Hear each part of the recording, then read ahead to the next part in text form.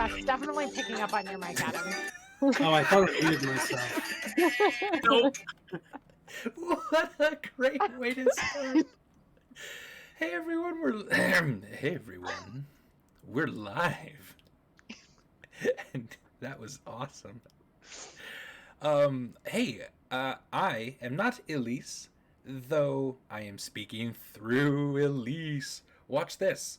Woo! See? All right.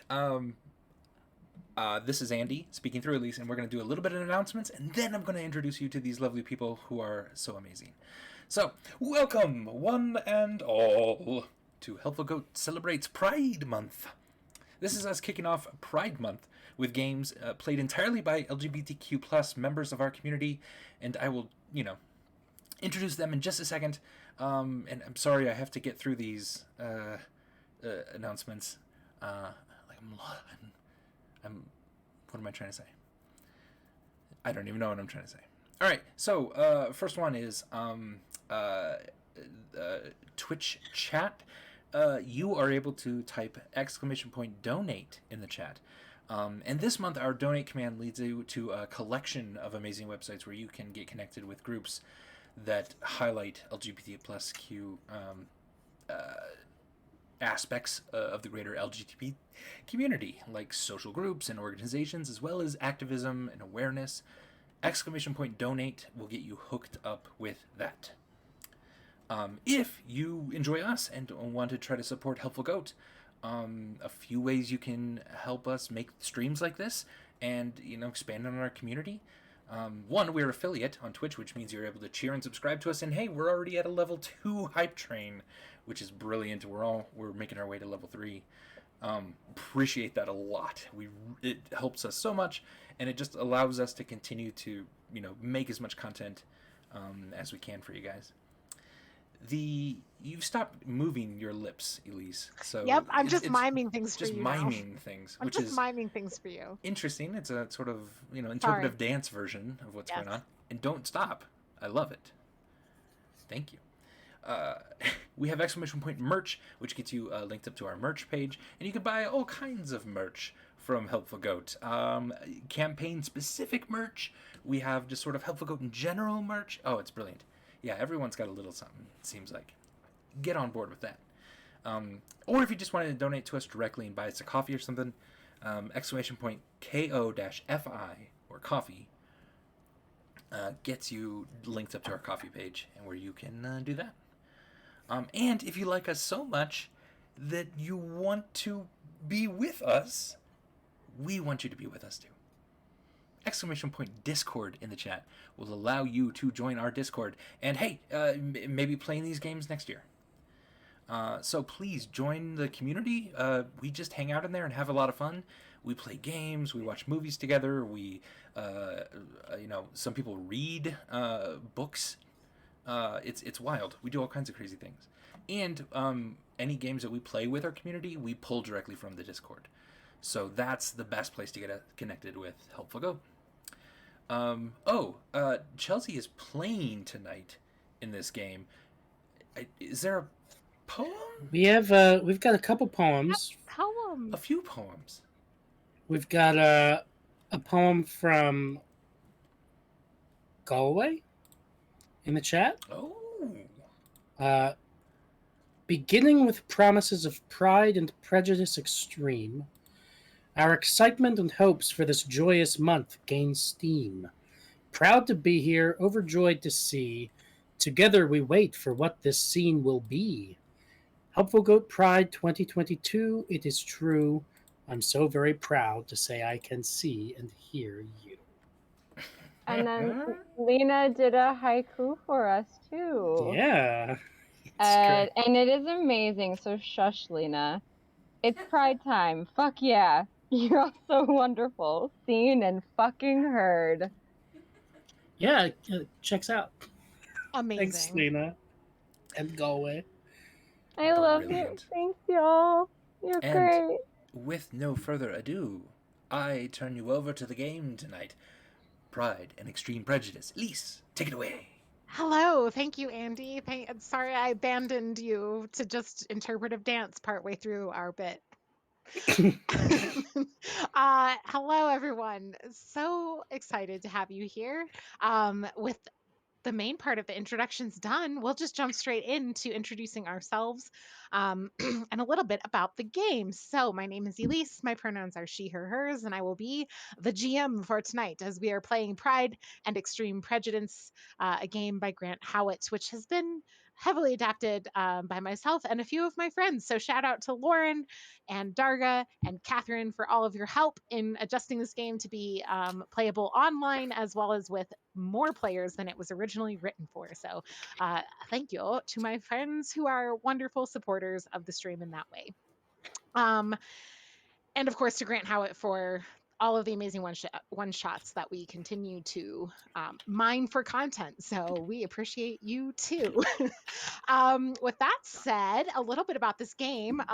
You will be watching our players who are young, gentle persons of marriageable age in the Pride and Prejudice era of England, which, of course, naturally, as we all know, means that they have been trained in the warfare techniques handed down from family to family member of piloting the ancient Eldritch dragoons that defend England from the invading French.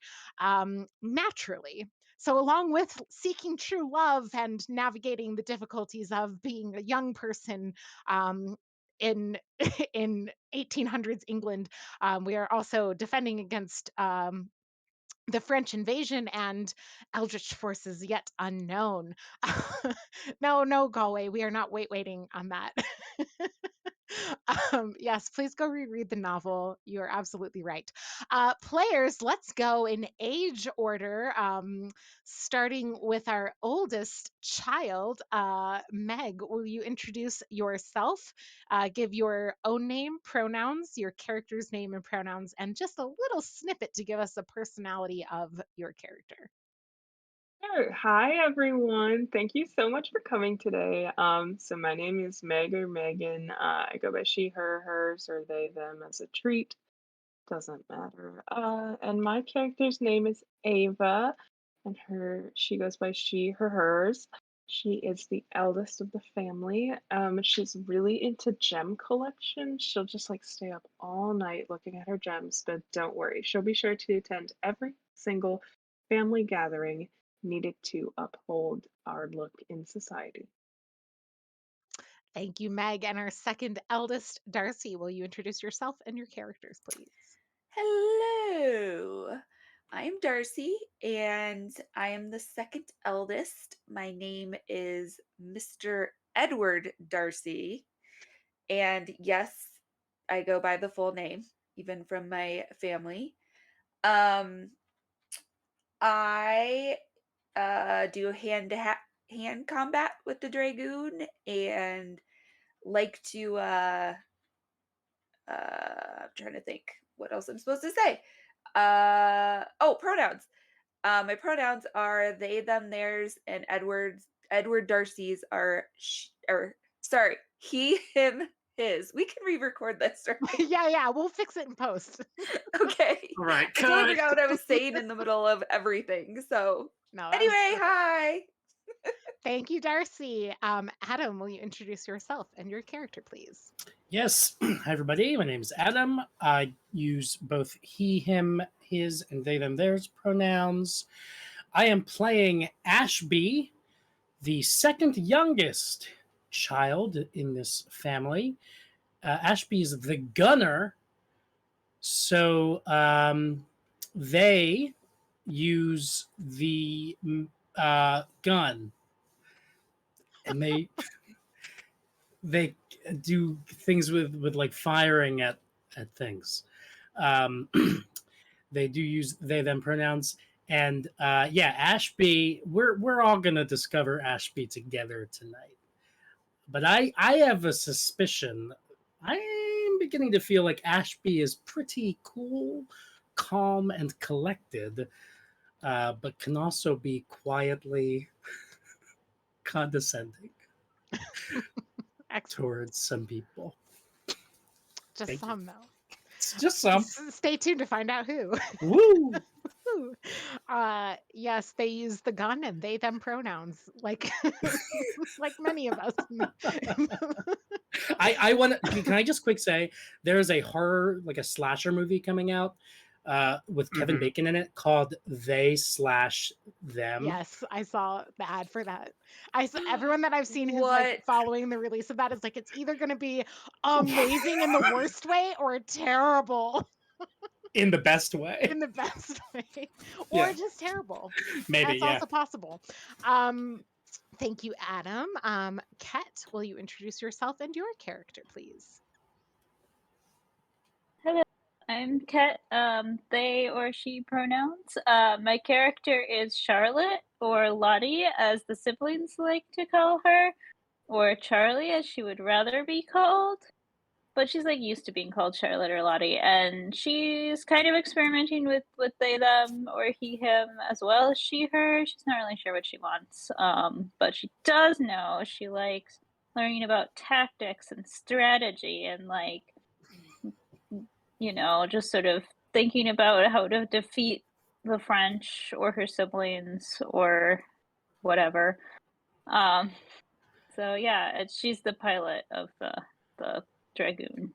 You're not supposed to defeat us. Unless Maybe. you're Am I though? Oh, Maybe that's we really said so. how exciting. I don't know. Okay. Chelsea, will you please introduce yourself and your character? Yes.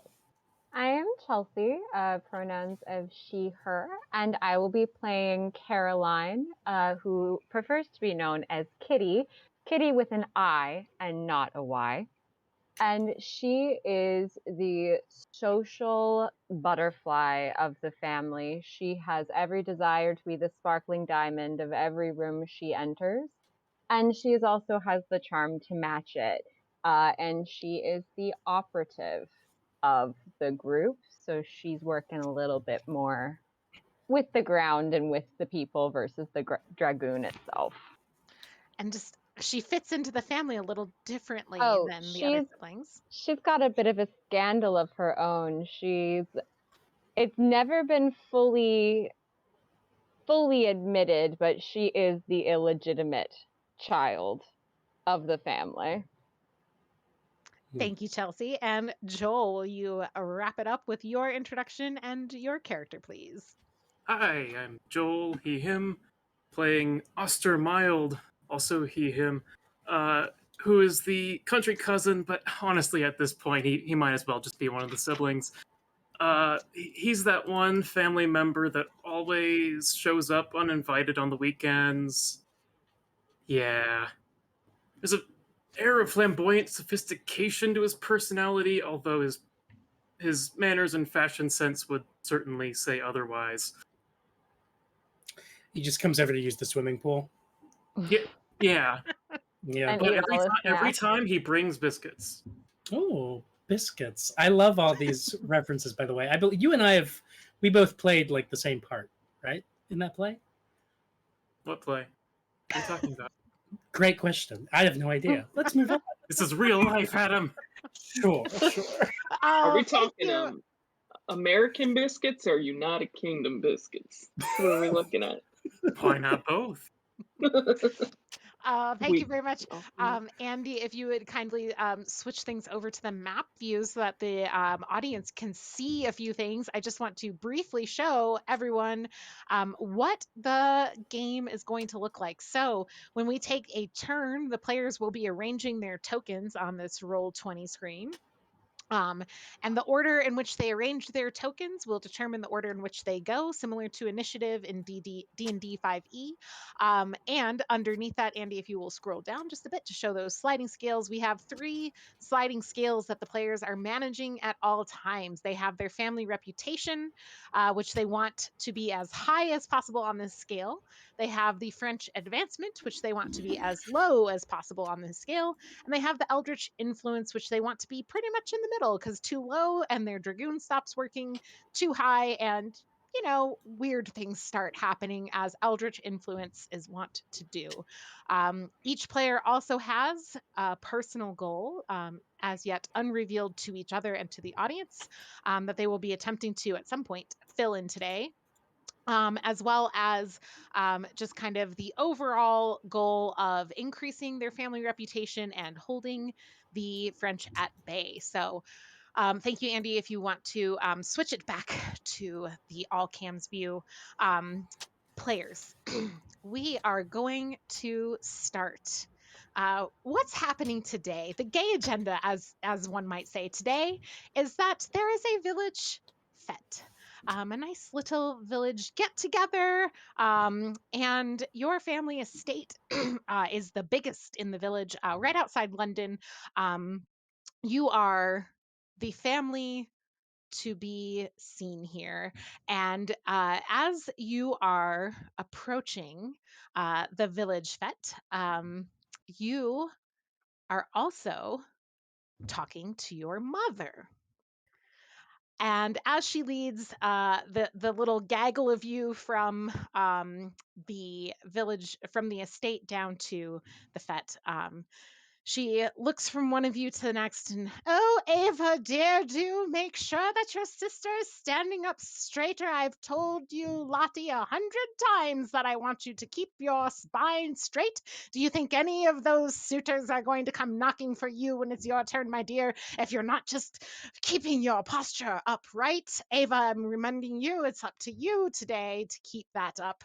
Now, children, and of course, dearest Kitty and Oster Mild, come here and listen. I have been hearing reports from the front that those Frenchmen, as they've been approaching our estate, have been employing disguises. So I'm going to need you all, as you are undoubtedly trying to find eligible suitors of good standing to match with today, as we know that this is a good way to make our family even stronger in the empire, that you should also be on alert for those tricky Frenchmen as they invade our space with their disguises. children and Oster and Kitty, do be on your best behaviors today, as the priest will be here too, enjoying the meal, and I cannot stand Lottie, another embarrassment of the sort that happened in church last Sunday. It was unconscionable. Players, as you approach the fete, what kind of suitor might your character be looking for, or are they not looking for one at all? Let's just very quickly go down. We'll start from the middle this time and work around. Adam, what's Ashby thinking about when thinking about striking a match? Ashby, while approaching the fete, is already kind of looking ahead and looking in the distance and trying to get a read on who's at the party and planning out their attack, so to speak, with calculated precision. And they are, for one, furious to hear about the dastardly French trying to infiltrate this town in disguise. The dastards. And two, they are looking for definitely any individual in uniform. They're very attracted to uniforms of all types.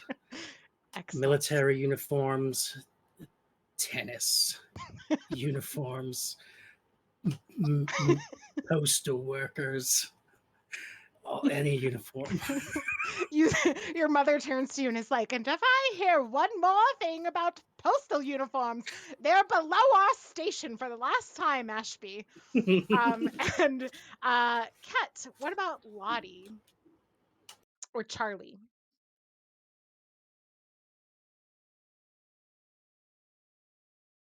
What is The Charlie's question is reaction kind of, to?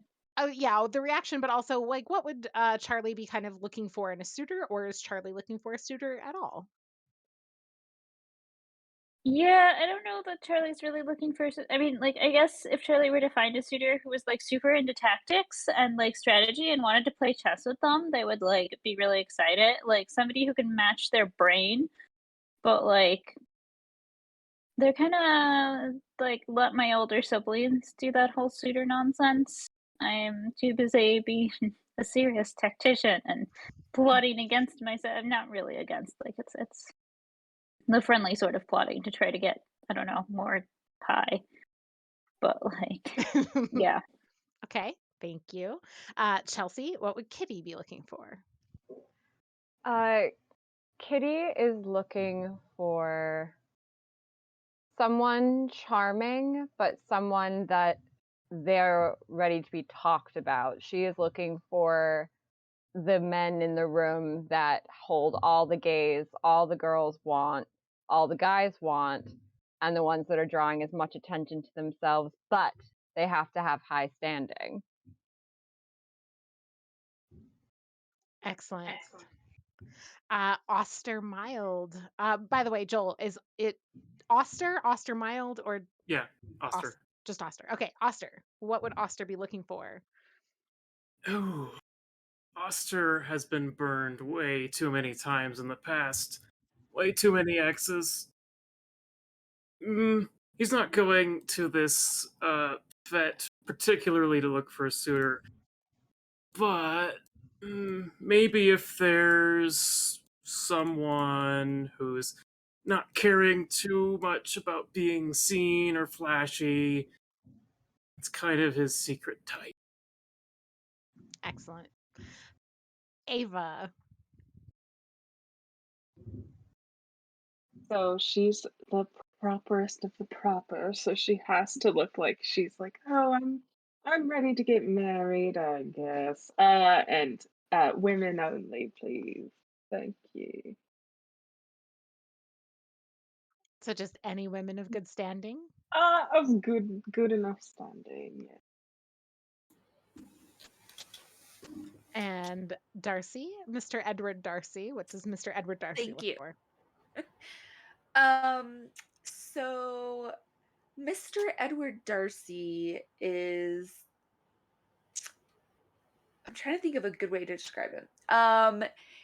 He is just very angry that, especially as a man, he was not the firstborn.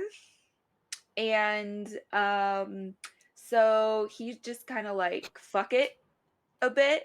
So he has not really been looking for anyone of marriageable age. However, his eye is caught by a seeming young lady who seems to be having an argument with a few young men, and is definitely not acting properly. Like, she's not just holding it in and like, oh, my dance card, for sure I'll dance with you. Like, she like doesn't want to dance with these people. And so that is catching his eye because he likes conflict and fights, and is definitely right. not attracted to the like normal. Anyone here watch Bridgerton? He is not attracted to the diamond of the season by any means. So All right. Thank you, players. You are turned loose to this fete, knowing that you have your family reputation to uphold, knowing that you have suitors to possibly pursue, and that there are Frenchmen possibly in your midst in disguise. Players, this is going to be our first turn. So, Andy, if you'll switch us over to the view. This one's pretty low stakes. Players, remember you must decide on one action that you will take on your turn. It can be either an action, kind of generally a role playing action of like, I will approach the young lady fighting with the men, or it can be a dragoon action. I will, you know, get the guns ready to fire or something like that. You can pick anything that you would like for this first action, and we will resolve from there. You will have 45 seconds to order the tokens and declare your action in chat. Y'all ready? Y'all ready for this? All right, Yes. 3, 2, 1, go. Am I allowed to cheat and say that that Ashby is both checking out who's at the party, but also like investigating to see if there are any clearly disguised Frenchmen? Should we just type our action, or are we gonna Yeah, say you that can. loud? Well, yeah, you can type your action, but you should discuss it in case. Well, later you might need more coordination. Is one of the reasons why. Okay. I've Hmm. paused the timer for that. Yes, Adam. I think like checking out the people at the party. For multiple reasons, that's still one action, right? To kind of get a read on people at the party. Yeah. Okay. Would it be strange if like multiple of us have the same action of checking out the people at the party, or No, that's okay. okay? Remember, you have to 'Cause order I- your tokens too. What order do you want these done? Okay. Because I was just thinking Lottie's going to be like, well, maybe looking for a quarter to sit in and read strategy books, if possible, where nobody will be like, Lottie, you should be dancing or whatever. But like also looking for fellow nerds. I don't really care what order I go in. And Lottie's the youngest, which is the. Right, we are about out of time. Make your action. Wait. I'm gonna go look for the richest looking, the person with the most possible jewels on them at the moment. Gender Excellent. doesn't matter. I just want to discuss. And I am going to find the most interesting looking crowd of conversation and make my way over to that. Okay. And like I said in the chat, Oster walks around the periphery of the gathering and just looks for whoever looks most out of place. Where are we putting Mr. Edward Darcy? Sorry, that is my walking. I say maybe we start with like more general actions like gunner, pilot, You Oster, have 5, 4, and 3, 2. All right, this is the order then. sure. This is it. Okay. As it gets more complex, you'll probably have to do a little more, but we can also like space things out, but just thinking about the mechanics. So y'all tell me if like, that was already probably like double time. So just thinking thinking about that. All right. Let's start at the top. The gunner, I believe, is Ket. Is that correct? No, the That's gunner No, is I'm the Ashby. pilot. Thank you. Yep. Sorry. I should have put your names on these tokens, but I didn't know who was who when I made the tokens. All right. So Ashby, Andy, if you'd like to go back to the all cams view, that's fine. Ashby, you are checking out people, kind of like getting a read of people.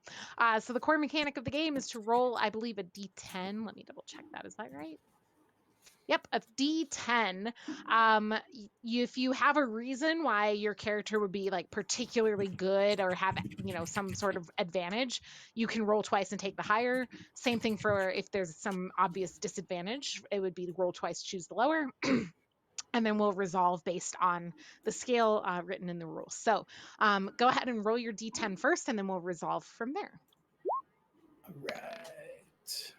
A 5. So a 5 is a standard failure, which means we are marking 1. So there's a list of problems that I, the GM, get to manage. And when I make a mark, I put an X next to a problem that exists for our players to manage, adding to the complexity of play in future turns.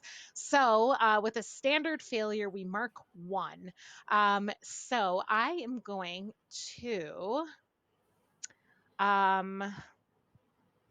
mark I'm going to mark 1 to surrounded by enemy forces. So this is not like you are immediately surrounded. When you get 3 marks is when the problem becomes a big problem. Okay. But this is like every time a mark happens, the problem gets a little more pressing, right? So basically this is like the problem has started to encroach, and when surrounded by enemy forces gets 3 marks against it, it becomes extremely pressing. So Ashby, as you kind of go about the area, you are I have that list, by the way, that I'm managing, but I'll just so that players, you don't have to keep an eye on it, I'll tell you what your marks are each turn. So Ashby, you approach a group of young people roughly your age, a few that you know from the village, a few that you don't, some that look a little rougher than the others. And they're having a lively, spirited conversation about dragoon mechanics. And you are, as far as you know, the only person in this group who actually operates a dragoon.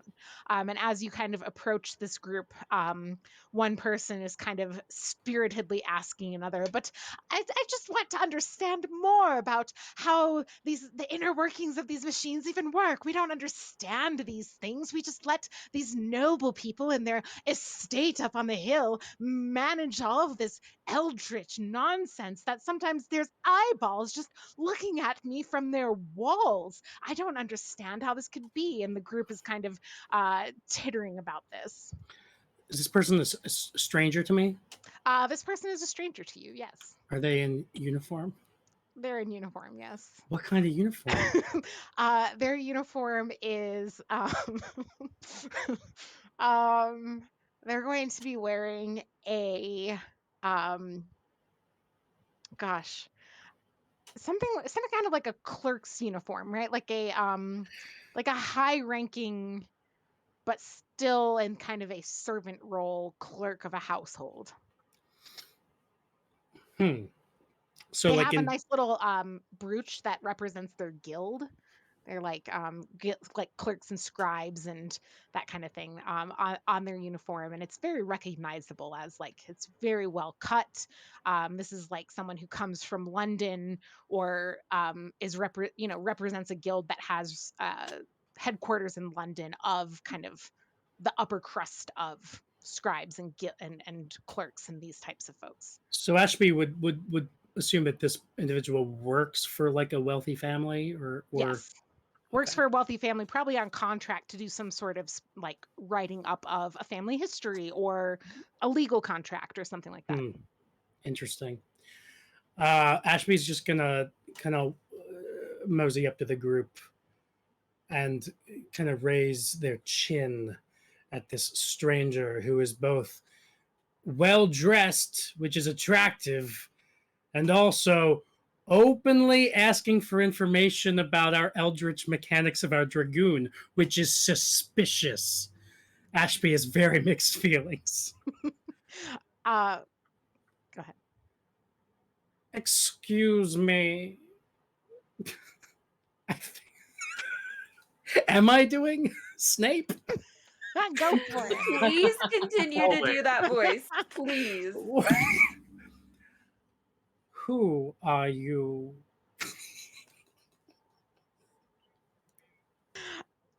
Oh, hello, I'm Deborah. Deborah, I don't know, make up a last name. I don't care. Deborah from, I'm down with the gosh, guys, you Is could this have the character or the imagined it's GM? both. Deborah is the character. Elise is realizing, imagine just having a list of Regency inspired names in front of me so that I don't have to do this every time. We'll Just go with Google it. like hotel chains. Hotel chains. Try it. Yeah, Hilton. down at the Hilton estate. The Hilton estate, is a lesser estate. There is a family dragoon at the Hilton estate down the hill from you. It's a little further out of town. It's a little more rural. Just saying. And the Hilton estate, the dragoon has been out of commission. And the French forces have made it to your estate, which means they've made it past the Hilton estate. There's not like active siege or warfare happening there, but you know that like that incursion is happening, and that the Hiltons were unable to hold their ground fully.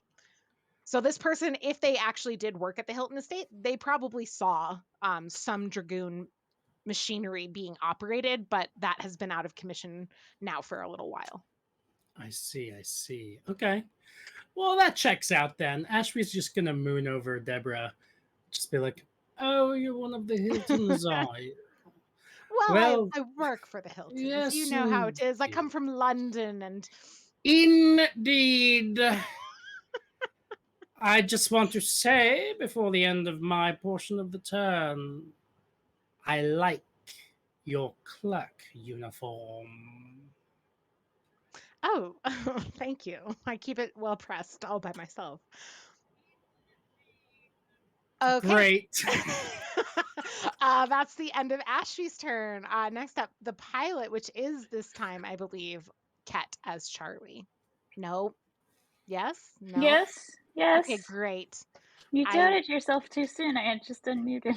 Okay, Ket, go ahead and roll your D10 for reading in the corner with strategy books and looking for nerds.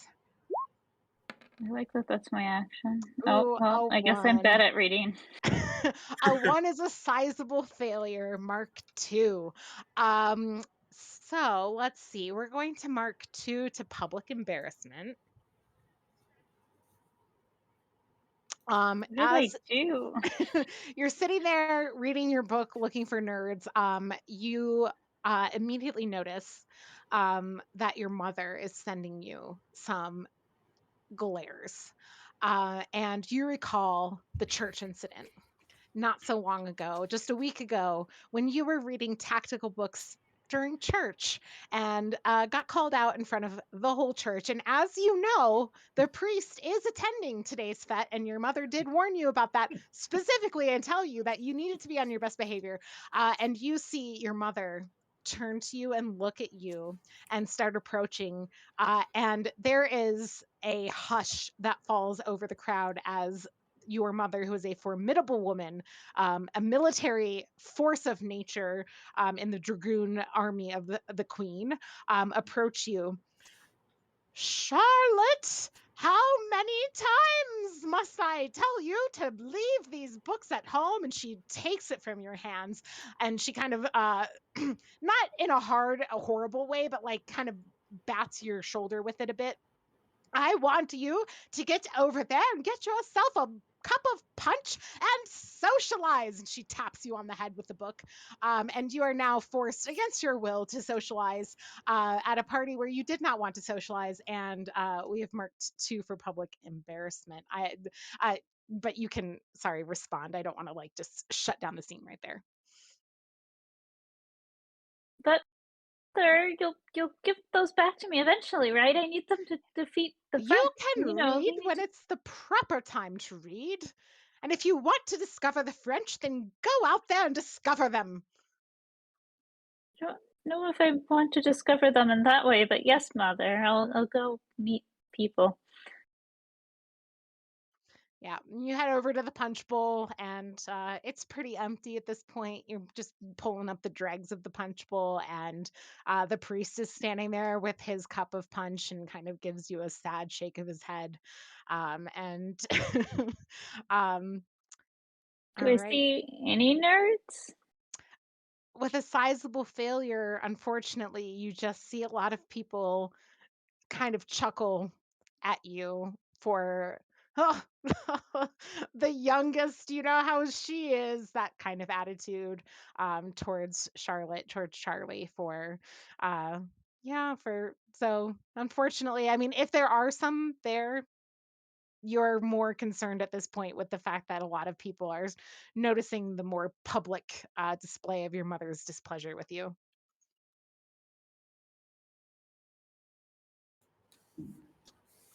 That's a bummer. A natural one is a tough first roll. So we've marked two. Family reputation has decreased by one, and French influence has increased by, or French, sorry, advancement has increased by one from Adam's failure as well. Okay, third on the list is the sage, which is Ava. So, Meg, let's have you roll your d10 to see meeting to looking to see who has the most jewels on them at this party. A 9. Ooh. That is a Ooh. success at a cost. Mark 1. So you do have to get a full 10 to not get a mark, by the way. But you will not lose reputation or anything like that. You'll just get a mark. So you are going to have the Mark 1 be a boring suitor makes their feelings known. You do find the person with the most jewels on at this party. And as you kind of approach and you're kind of like, "Ooh, who's this lovely woman?" You approach her and yeah, and she's just kind of she's of average to nice young looks, very well kept hair, a very lovely gown. She has kind of very nice dark blue eyes, and she catches your eye as you approach, and you do see quite a lovely string of sapphires and diamonds on her neck. Good evening, ma'am. How are you today? It's so Oh, nice to see hello. you. It's so nice to meet you. Hello, hello. And she reaches out her hand for a nice little, very mild shake. And she shakes her hand back and she says, well, I love your jewels that you have there. What's your favorite jewel ever? Tell me in Oh, detail. yes. Well, my favorite jewel is sapphire And why is that? because they match my eyes. Oh. Oh, Lord have mercy. Okay. Um, that's lovely. Yes, they do. Unfortunately, the sapphire, your sapphires, they're not quite polished enough. They're not as shiny as your eyes are tonight, darling. Let's go take them into a better light. Yeah, she follows you over, and in the course of your conversation, you find out that this person's name is Diana, and as you talk with Diana, you are, um, she seems to be quite interested in you, and she also is just horribly boring. She's boring. I mean, same sister, so it's okay. um, and I take her, or Ava takes her onto the dance floor, and she's like, "Well, so what's your favorite thing to do for fun? Oh, for fun, I like to embroider, but specifically I like to embroider sapphires. But Wow, that sounds like a Yes, you very just kind of make expensive a shape. activity. You just kind of make a shape. No, no, no, I don't put sapphires in my embroidery. I embroider the shape of sapphires. It's just blue thread on a pale background, and you just kind of make the shape of a sapphire. Oh, like, are you into ghosts? So have you ever seen a ghost before? Have you ever gone on a walk? Have you ever, as they might say, touched grass? Oh, I do. I love a nice walk around the garden. There are many beautiful flowers. I don't know any of their names. Oh, okay, well, darling, here you go. And she like gives her like a tiny ring off her pinky finger, and it's like, it's a pleasure meeting you. And then she like quickly I'll exits never scene. forget this. Oh Diana no. is making just big moon eyes at you now. She runs to the toilet. Okay. Well done. And you see your mother kind of nod approvingly at you for having properly courted a young lady. Next up, the apprentice. Joel, is that you? All right. Yes. Oster is walking around the periphery of the gathering to do what? He was looking for people who look out of place.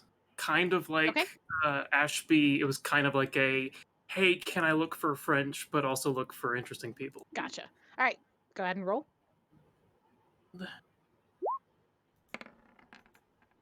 A 5 is a standard failure, mark 1. We are going to mark a second mark on surrounded by enemy forces since you and Ashby chose kind of similar approaches. So that's 2 marks on surrounded by enemy forces and 2 marks on public embarrassment. Just to get everyone thinking about that. Remember, 3 marks is when it's like a big pressing problem. So you want to try and handle these things before they get to 3 marks. So you walk kind of around the periphery. And as you kind of go about the periphery, kind of looking for anyone who might be suspicious, anyone who might be kind of interesting. Um, you you just see a lot of people, a lot of this feels like city folk to you, and that's what you're kind of struck by is not the individual folks and whether or not they fit in or don't fit in, but just like the grandeur of this frankly village, but to you city. And you find that it's actually quite hard to pick out anyone who stands out to you in any way because my goodness, they all just look so strange and they look like they've never milked a cow. Um, yeah, and as you kind of walk about the periphery, you kind of you pass a group of people, and one of them kind of looks over at you and then turns back to the rest of the group, and you see them kind of whisper a little bit behind their hand, and then they all look at you, and then they all kind of turn back to each other and titter a little bit. Oster kind of whispers to himself, goodness, this is nothing like Bunderberry. And you It hear was so weird. yeah, the group is kind of continues to kind of have like they kind of turn their backs to you, and you find that like people are just kind of not being very welcoming, even to some degree your own family, although like you aren't necessarily trying to like walk up to your family and have them like introduce you to people. You're staying at the periphery, but you find that none of your family like call out to you to bring you in either, and it's kind of a noticeable feeling of being on the outside looking in. so sad. Oh, just straight from the get go. All right. We have 5, the Cora Core, which is going to be Mr. Edward Darcy. Uh, Yes. So, Mr. Edward Darcy will go over to the men bothering the woman and will accuse them loudly of being French. Go ahead and roll your You, D10. sirs, are French. I didn't even Get see out of that. here with you and your stinky cheese. All right, go ahead and roll that D10.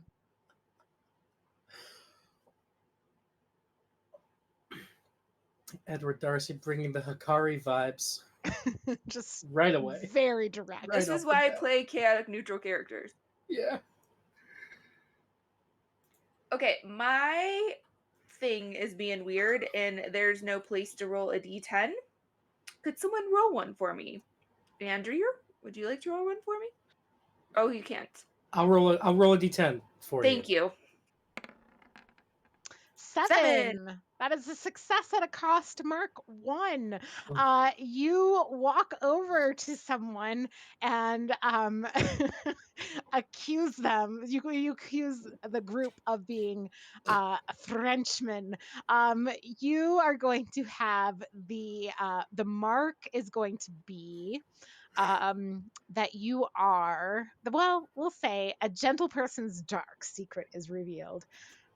And what happens here is as you, as you approach, you you say this. The young woman in the group turns around to you, and sees you and is me and immediately assumes you're talking to her.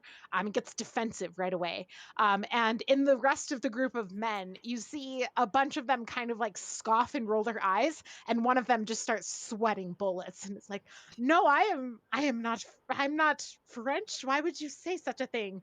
And the rest of the group kind of turns and looks at him. And at the same time, the young woman is like, I'm not French. How could you say such a thing? I've been a loyal subject of Her Highness this whole time. And I say, I can smell the escargot from here. And the young man, the one who is immediately protesting, actually takes off his hat, revealing another hat underneath, and it is a French armyman's hat. And and he tosses it to the ground, and he says, "Mon Dieu, I am discovered," and runs for the woods. And the young woman is immediately at the same time, not seeing this happening, is just like, "No, just because my father was a Frenchman doesn't mean you have to break it up." And she starts sobbing. And her the potential of a dark secret here, being that her family may have some French ties, is now underway. So we are going to reduce the French advancement. Mission accomplished. Just go around accusing people of things and see what happens. Great job. The only goal of this game, right? French. But also, I will say that success, the cost of the kind of like tension and like you just kind of doing this in this very abrupt manner, is also going to threaten your family's reputation a little bit, and we will reduce family reputation down a notch. I have a feeling that our family's reputation is going to go down a lot with me. All right. And last but not least, the grounds operative, Chelsea. Kitty is going to the group who seems most interesting to strike up conversation. And go ahead and roll that D10 for me. Oof. 2. So tell me, was Kitty's motivation to meet a very interesting person? Someone who seems that they can seek everyone within the room and kind of make a read on them was who she was Okay. kind of going for. Yeah. So you assess the groups. You see your various siblings and kind of making approaches to different groups, and you pick one where you see a kind of a young person, from their dress and everything, you might presume might be non-binary. You'd have to ask. And as they are kind of holding court, you see that they have a group of people who seem kind of entranced with them, and so you approach that group. And as you do so, you hear your brother, Mr. Edward Darcy, go to the group next to them and just loudly accuse people of being French. Now there is a sobbing girl and Frenchman's whose hat is revealed. As that scene kind of occurs, the group starts to break up, and you actually realize that the person that you were after, this non-binary person who was kind of captivating the room and calling attention, slips away from the group. And you approach the group as they're kind of watching this kind of like "my father's French, don't tell it against me" scene nearby. The group of people that remains no longer includes the person that you were hoping to find, and also a sizable failure. This is a 2, right, that you rolled? Yeah. It's a Mark 2. So, oof, um, y'all got a lot of marks. We're going to go with your outfit is deemed unfashionable. And you approach this group, and as you do, this is 2 marks against that. Remember, 3 is when it gets bad, and it can be anyone who scores that last mark. But as you kind of approach, the group who had been so entranced by this other person who has slipped away, kind of looks over at you and is like, "Oh, still wearing last year's fashion, I see." Mm. How dare they? How dare they? Oh jeez. Oh god, how can you get the sparkling diamond to... Well, doesn't matter what I wear. As long as I sparkle like the diamond I am on the inside, why does it matter what I wear on the outside? Boom! Mr. Edward Darcy actually says from nearby. um, the group kind of looks amongst themselves and like kind of shrugs a little bit and is like, "I suppose it's just, if you're going to show up to one of these, if you're going to go to London like that, dear, it will never fly. But yeah, here it might do." Thanks. The personality is all that matters in the end, my dears. And at least holding on to your dignity, but unfortunately not being able to capture the name or anything else about this very captivating person who slips away from your notice. The party kind of concludes with one of the Frenchmen having been discovered, and towards the end of the fete, you see a couple other folks kind of sneaking away, and you think that, finding one of them, like, you definitely stuffed them back today. And your mother gathers you all, or aunt, for one of you, um, and starts to move you back towards the home, the family house. I will say I was definitely expecting this to be like 6-second increments, like in D&D. Like we were just gonna go through the whole party. I was like ready to be like, No. okay, Oster, you're gonna capture that French guy because you're on the periphery, so you're in his way. But okay, I see what you're doing. Whoa. Yes, you move back towards your home, and at the end of the day, she kind of pats Ava on the back as you're walking back up towards the house.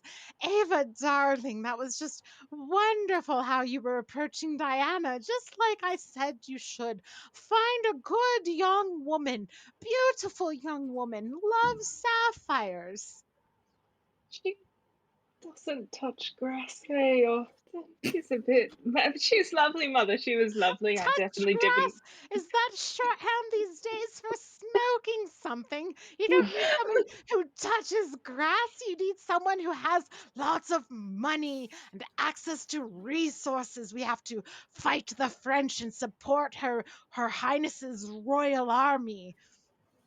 I Yes, must mother. say that Sapphire Goon had nothing on Deborah the clerk. Deborah the Uh, clerk who works at the my Hilton estate. Yeah, I Yes. don't really have a thing for Hilton uniforms. I'm not a uniform type. I'm a lady. I just like women. To each their own. And So, no, so obviously, we all need to do what I did and just go around and point out the Frenchmen, and eventually they'll all come out. Eddie, they Mother, it's mother! He prefers Mr. Edward Edward Darcy. Darcy. I gave birth to you. And that is the name you gave me. Goodness, Auntie. Mr. Edward Darcy, it's one thing to find the French in our midst, and I will admit you did quite well for yourself there, but to accuse that poor girl of having French heritage in front of the whole village, really, if you were going to find you a proper suitor one day, you must do better than that, my dear child. Yes, mother.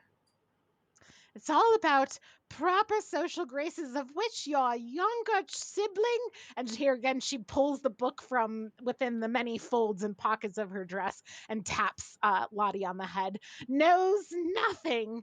And I cannot say that I was terribly impressed, Asta, with you keeping to the sidelines. If you're going to be a young man of good standing in London, you have to get yourself into the heart of the party. Do you understand me? But, but I thought my social graces were extraordinary. I don't. Your Please social forgive me. graces. Last time you kept talking about your chickens. That's not social grace. She just goes on like this for a while, and notably, you kind of slip under her notice, both for better and for worse. Once again, Kitty, she doesn't seem to turn her umbrage or her praise to you, as the group is slinking back to the estate. All right, crew. Next up, the next day or whenever, the next time that there's something happening. The next time. The next time. In the next time increment, um, you you awaken and get ready for the morning and the day. And your mother comes up to find you all having breakfast, or your aunt, a mother, aunt, whatever. I'm going to say mother, and it's just shorthand for who this character is, but and finds you all having breakfast, just about finishing. And you are all wearing your riding gear. Today is a riding day, and she kind of looks over all of your various types of riding gear, and she's like, now don't forget, children, as you go out on your riding today, that you must be careful. The French, as we know, have set up ambushes, and there are bayonets that they have. And so you must be mindful that there is always something in the brush as you go out on horseback today. And you know that your agenda, or gay agenda, as it were, for the day is to go out on a nice horseback ride. And there will be some other folks out riding horses today, and you're kind of hoping that someone might see a particularly impressive feat of your own, or perhaps you'll just come across someone of interest as you ride. Mm. All right. Yes. So you are going out on horseback. As you are riding out, it starts fairly normal. You have the dragoon in tow because it's never very far from you. You couldn't let it be in case there's some sort of attack. And as you go, you see Diana on her horseback, and she is accompanied by a few friends. One of them is just such a beautiful human in an impeccable military uniform. From head to toe, this person's uniform, you have never seen such epaulets. You have never seen seen such perfectly draped chains of office on the shoulders. This is a person you would assume based on the cutting of the uniform, a man, but again, gender is a construct. What can we say? You would probably have to ask. And just very beautiful and accompanying Diana. And behind them, a few others, one of whom actually looks a bit bookish.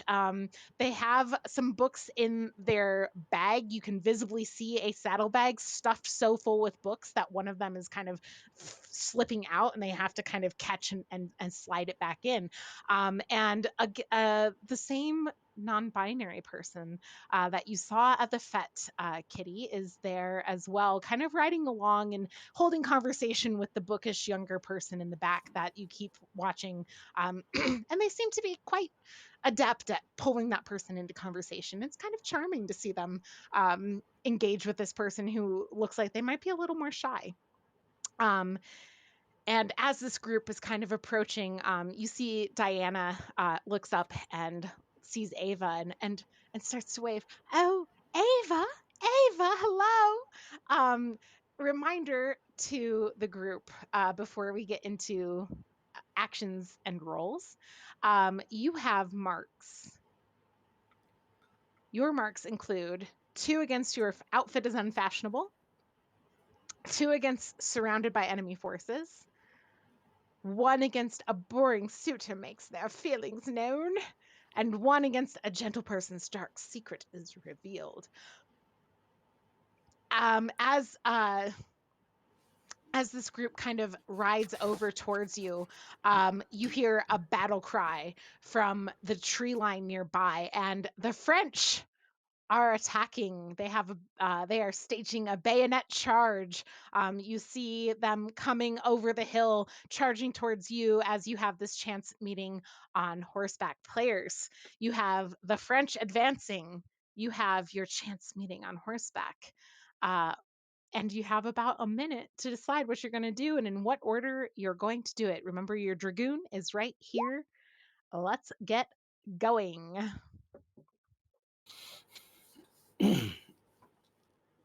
I'm manning the dragoon gun and firing on the French to try to impress the gorgeous human in uniform. So I think, yeah, Kit. Oh, sorry. I'm gonna like run to the dragoon so I can pilot it properly because I'm pretty sure I have to be there to pilot it. Let's say that Yes. you're first then. And specifically, how would you like to Okay. pilot it? So it's not just running to it, but you actually can say you're going to pilot it in what way? Like, do you want to intervene and get I'm gonna make sure between it them? faces the French. Okay. I'm gonna try to like be between the French and those people because maybe I can impress the bookish person by like defending Okay. them from the French. All right.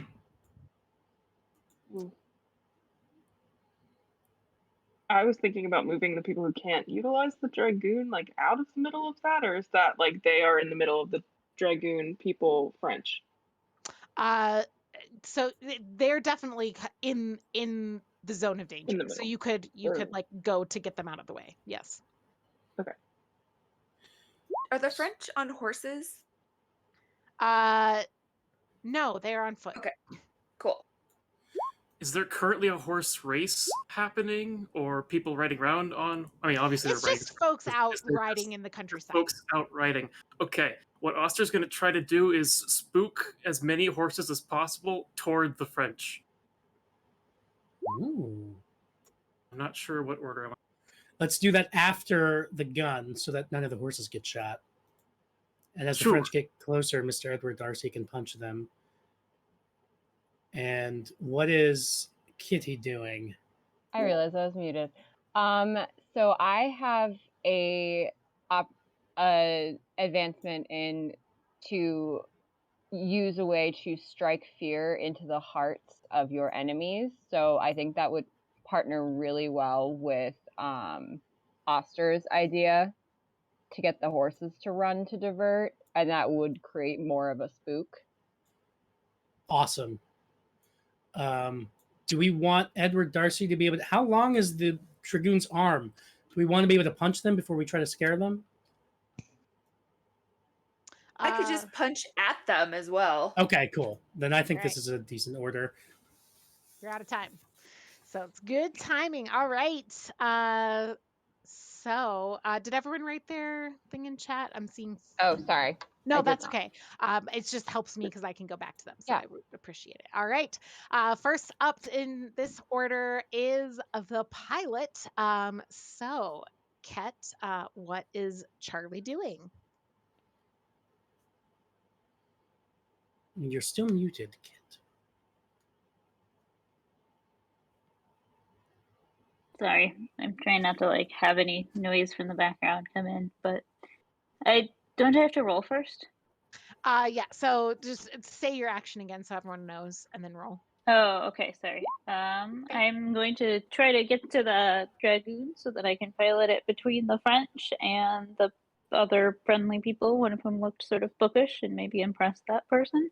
All right. Go ahead and roll for me. Do I click the same D10 that I have now, or no? Uh, Okay. I click D10 and then it. Ah, there we go. 5. That's a failure. Well, Standard failure. would it make sense for this to be like an advantage just because it's like it's what this person does? Or is So that am I misreading that mechanic? it's just that no one else can pilot the mech. Yeah. So it's advantage is like if you have something kind of above and beyond, like Like a you had some sort of tactical plan, right? If like so that's something you could make the argument for, Ket, right? Like, okay, all of my tactical plans, like here's what Charlie is thinking, right? You could narrate that. And if you want to do that right now, I'm totally open to it. You being like, yeah, Charlie like has been in the books, like knows this is the best maneuver, and we could give you advantage if you can pull off that maneuver. Okay, yeah, yeah. Charlie knows that like maneuvers to protect an interest without like letting the French know that you're super into protecting these people.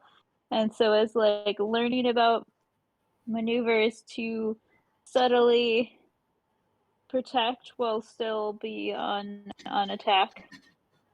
Yeah, totally. So go ahead and roll again, and we'll take the higher of the two rolls. So a 5 or Okay. That's advantage. Okay. Hopefully it's not gonna be a 1 again. even if it is, you'll still only get the 5. So Okay, so D10. a 4. too bad. Oh well. It wasn't meant to be, but good thinking, Adam. Looking out for your fellow players there, and good narrating, Ket. So Charlie is doing their best to try to avoid the French figuring it out, but in so doing, kind of loses a little bit of like is so up in their head a little bit that the mechanics of actually maneuvering the dragoon to get it in position um, goes a little awry, and you feel as you do this that the result of that is going to be that like as you kind of jam up these systems that the internal like engine systems are damaged. So I'm going to mark 1 to that for your mark. Okay. um and we'll go ahead and yep. 2 is the sage. Ava, I go to get them out of the way in safe distance to protect them from uh, the the Oh, trying French. to like perfect the yeah. Yeah. All right, go for it.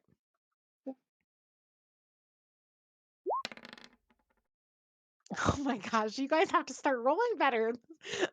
No, we've Oh had like no. 3 1s and no 10s.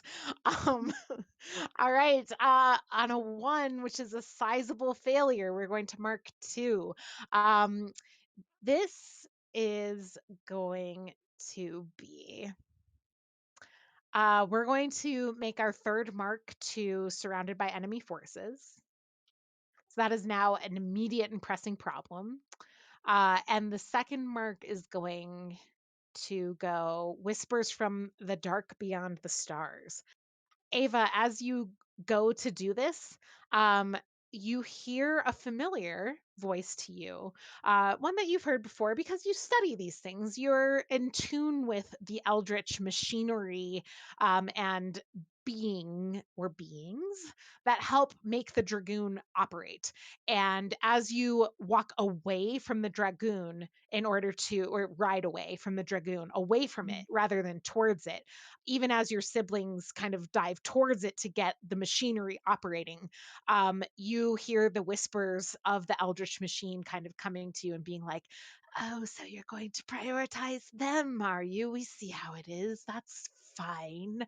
Um, and you go trying to get them away. And what happens is you have drawn now the attention, and the French are now surrounding this group. And yep. Cut out a little bit, or was that everybody? Did I cut out? Sorry. Yeah, a little bit. I That was heard. at least ending in yup. Yeah, I think it was just a dramatic Yeah. ending. A dramatic Oh. yup. Dramatic, yep, that's my Yeah. next OkCupid Oh username. my God, Mugen. Hello, little friend. Mugen. Also, hi, Andy. I remember. It's Andy. Hi, Andy. Hi, Morgan. That ghost no longer corporeal form. Okay. Third in the list is the gunner, which is It's me. Ashby. What are you doing? Ashby's trying to shoot all the French people, and they have a good solid motivation, because they're motivated to impress this attractive person in uniform. So I think that I think when Ashby experiences like the adrenaline of attraction, it like just highlights and escalates and elevates the already precise calculations of their mind. Like it just brings everything into clearer focus. And so I think Ashby should have advantage. Well, since your pilot failed their check to get into Oh position, no. that would be at disadvantage. So I, being the benevolent GM I am, will allow a at normal roll. Okay, great. All right, thank you. Please roll high. It'd be Let's see what great. happens. A Five. 5. All right, that's going to be a mark. As you go to do this, you feel the weapons. You hate this so much, but you know exactly what's going on. Your older sister, Ava, walked away from the machine, didn't she? And you know what happens when your older sister Ava walks away from the machine? The machine gets finicky, doesn't it?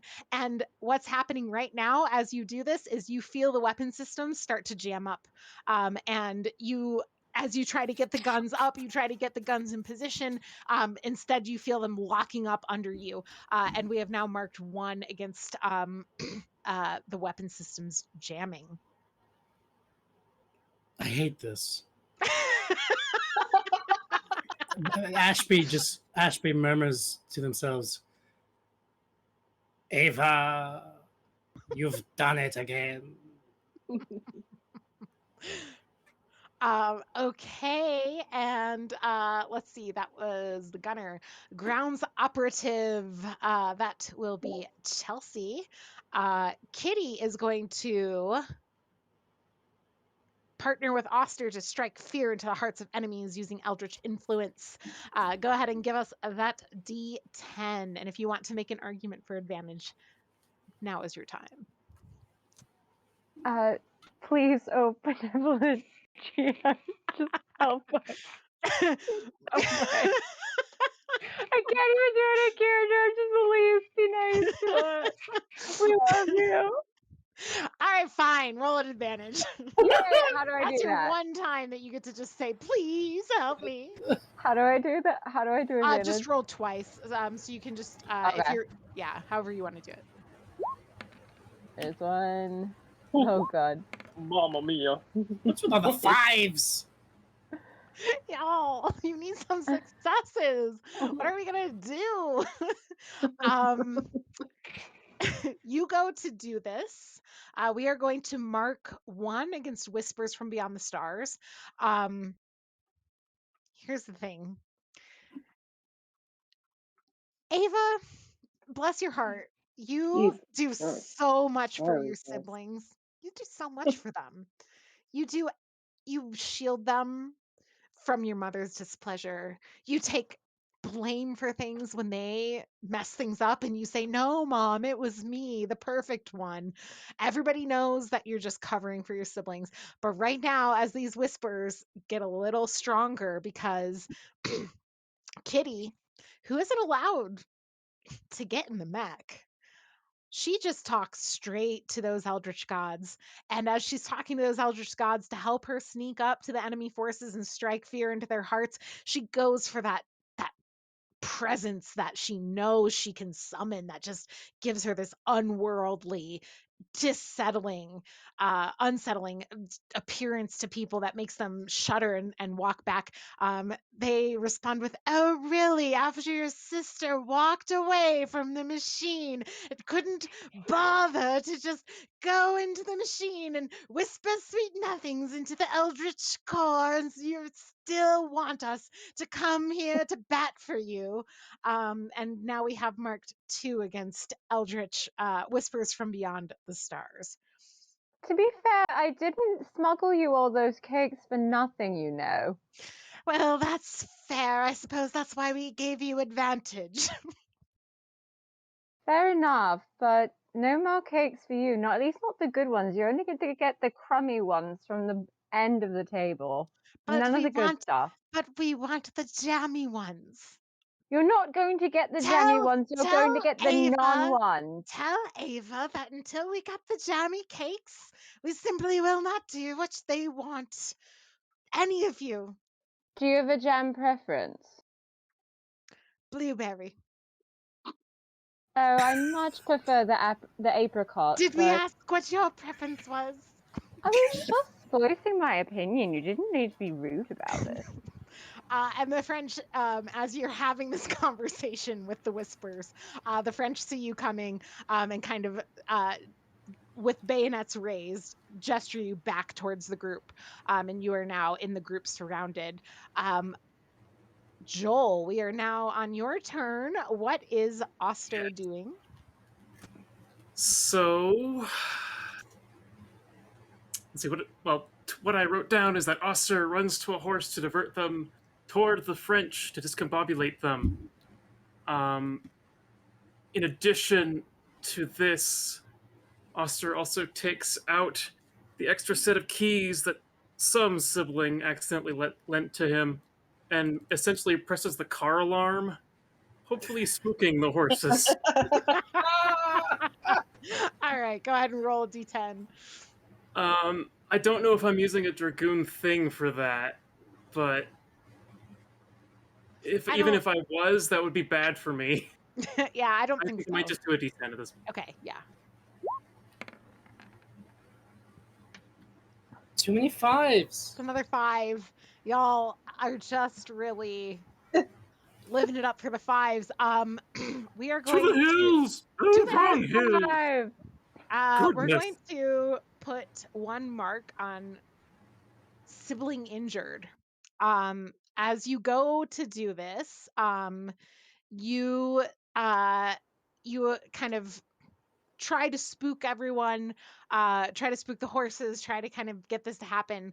And in you kind of fumble it, and in so doing, draw more attention to Kitty from where Kitty was trying to get close as the grounds operative in.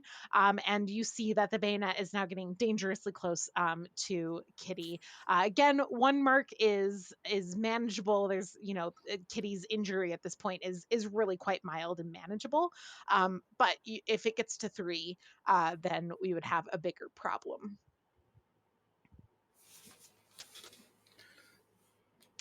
Mr. Last, Darcy needs to save us with their chaos. another cat friend. Oh my gosh, so many good friends on this stream. All right, Mr. Edward Darcy. What was that I heard you mumbling about, Adam? I was saying Mr. Edward Darcy needs to save us with their chaotic energy. I just heard Mr. Edward Darcy. Blah, blah, blah, blah. All right, Mr. Edward Darcy is trying to get I'm just the Dragoon arms to start punching the French. Let's see it. Although, cat's being so cute. I'm sorry. I'm sorry. What is it, Ziggy? Yeah, it's Ziggy. I'm giving the stream what they want.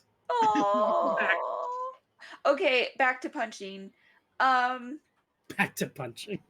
so yeah, I get in the dragoon. I imagine the dragoon is something you get inside of, right? Yes. Like it's like okay, Yes.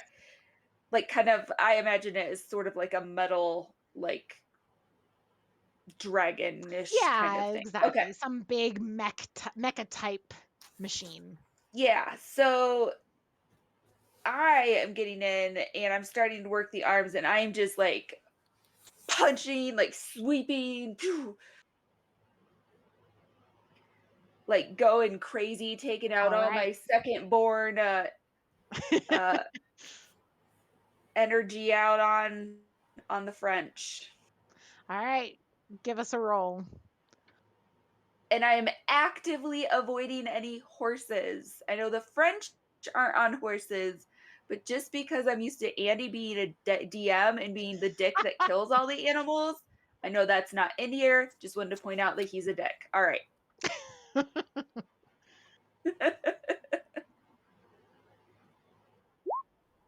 Oh, that'd be mean though. All An right. 8.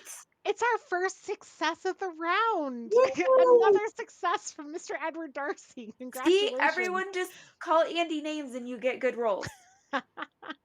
All right. You in sorry, now I'm distracted by the cat playing with this ribbon. It's so It's so cute though. cute. Um Oh my god. in And yeah. yeah, lots of cats happening. In your younger siblings attempt to move the dragoon into place, you originally like were kind of sweating it, right? You were like, oh no, I'm not going to have the reach to get to these guys. But the the kind of series of failures means that the French actually advanced, right? They came in closer, getting in range now of the swinging arms of the mech. And you, both Ava and Kitty, kind of hear the voices be like, "Oh, all right, we'll throw you a bone." And instead of the arms jamming up further or getting the mech kind of getting further damaged, you instead, Mr. Edward Darcy just goes wild with the swings. And you see quite a few of the French get knocked back, and we will take 1 mark off of surrounded by enemy forces. Woo. So that's now down to 2, which is very good. And we will also end that turn. So at the end of this turn, I think we're going to stay in this situation and have another set of turns, um, because we haven't really resolved anything to do with like what the people who were the other folks on horseback or anything like that. It's 8:30, so we've been streaming for about an hour and a half. Do folks want to break now, or should we play another round and then take a break? No, they're around, and people Okay. can take breaks as they need to on Yes, their turn. always that is fair. You can at any time walk away to take a break, players. I say that And 'cause we already did. yeah, yeah. But also want to support that 100%. And then we'll take at the end of this round, Andy and players, just to prepare yourselves at the end of this round, we will take our full break. So we're just going to kind of pick up where we left off, but I would like to have everybody take a look at the sliding scales. The eldritch influence is still in the green zone, but getting up high. We are at, I believe, 13 on that scale. 15 is where things start getting bad. So you want to keep that in mind. And the French advancement has moved forward to what is that, 8 out of 10, which is still pretty manageable. 15 is where that gets kind of bad, dicey. And family reputation has stayed largely the same. It's not great right now. It's down at an 8 out of 20. So that is where we're at with that. And you have a lot of marks. So you will want to be thinking about actions in this next round that could possibly relieve some of these, especially you have 2 marks against public embarrassment, 2 against surrounded by enemy forces, 2 against whispers from the dark between the stars, 2 against your outfit is deemed unfashionable. 1 against a boring suitor makes their feelings known, and Diana is here. 1 against a gentle person's dark secret is revealed. 1 against your motive systems are damaged. That's the internal systems of the machine. And 1 against a sibling is injured. 1 against weapons jammed. Lots of marks. I can put those in the Discord so that you can see them as well.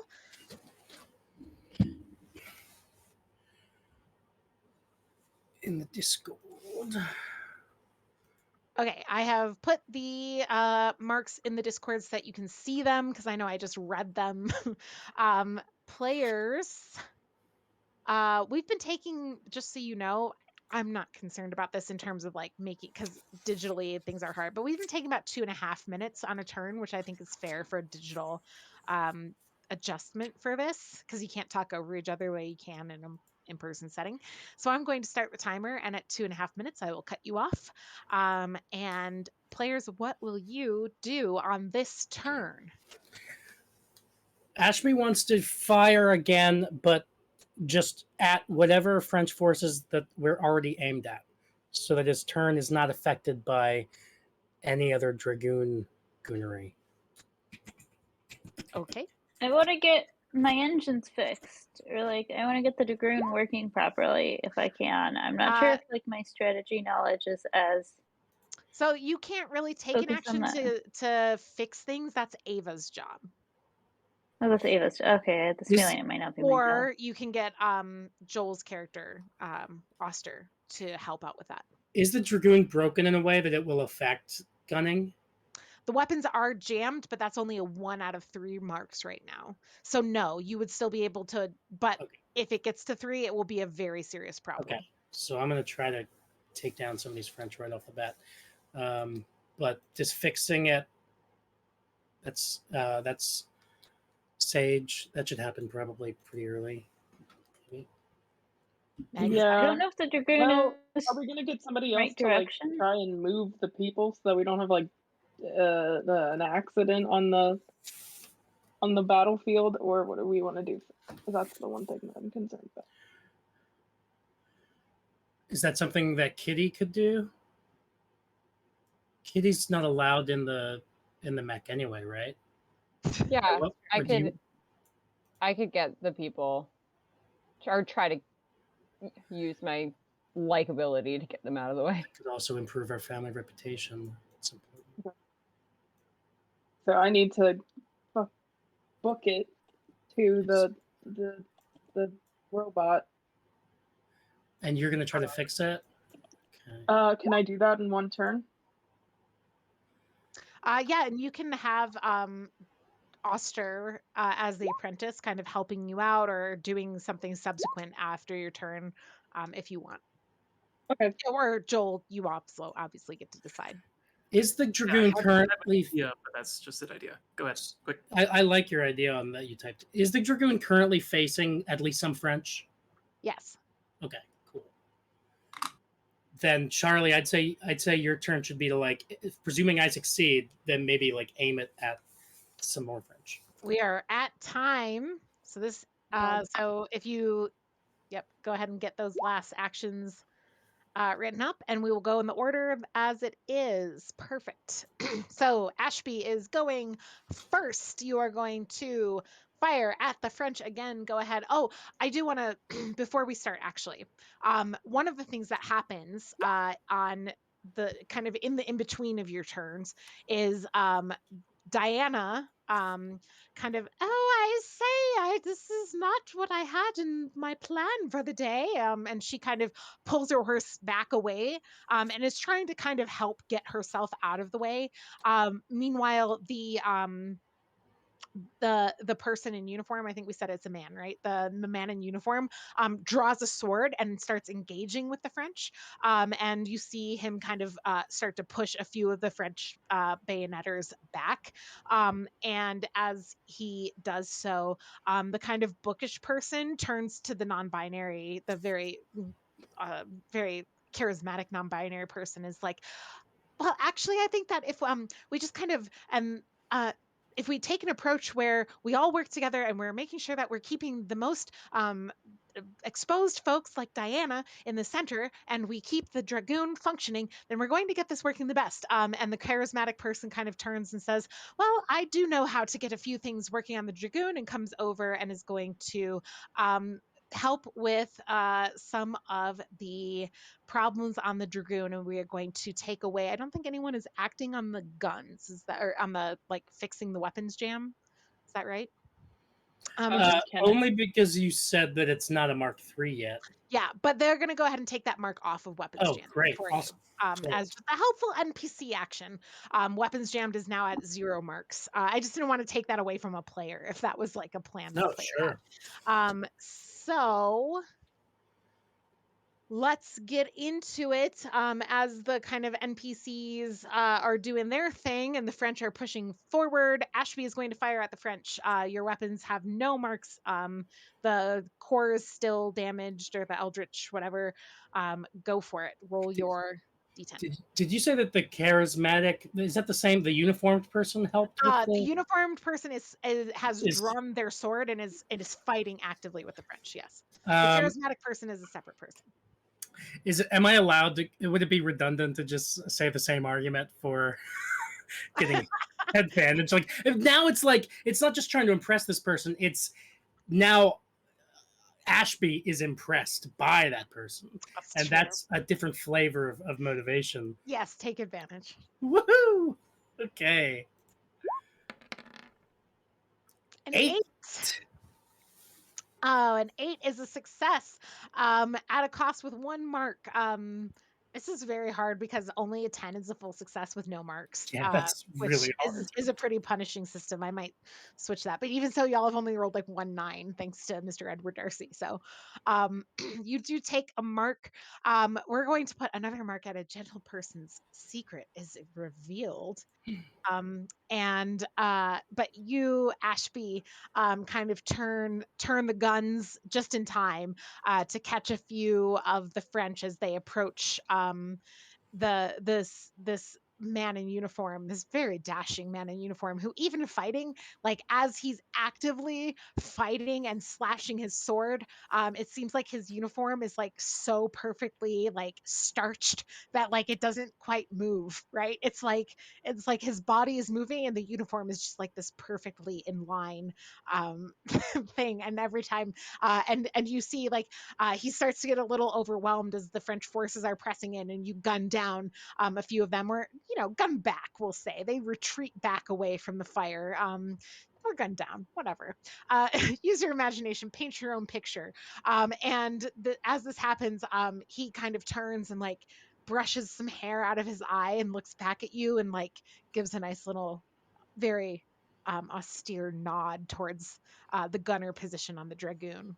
Ashby will nod back and then see one more Frenchman, gun them down, and then turn and nod again. um he kind of like pulls at his collar a little, like maybe he's getting a little warm under the collar, and then gets back into the fight, and focuses on his fight. Nice. Nice. All right, and that is Ashby. Chelsea, Kitty is up.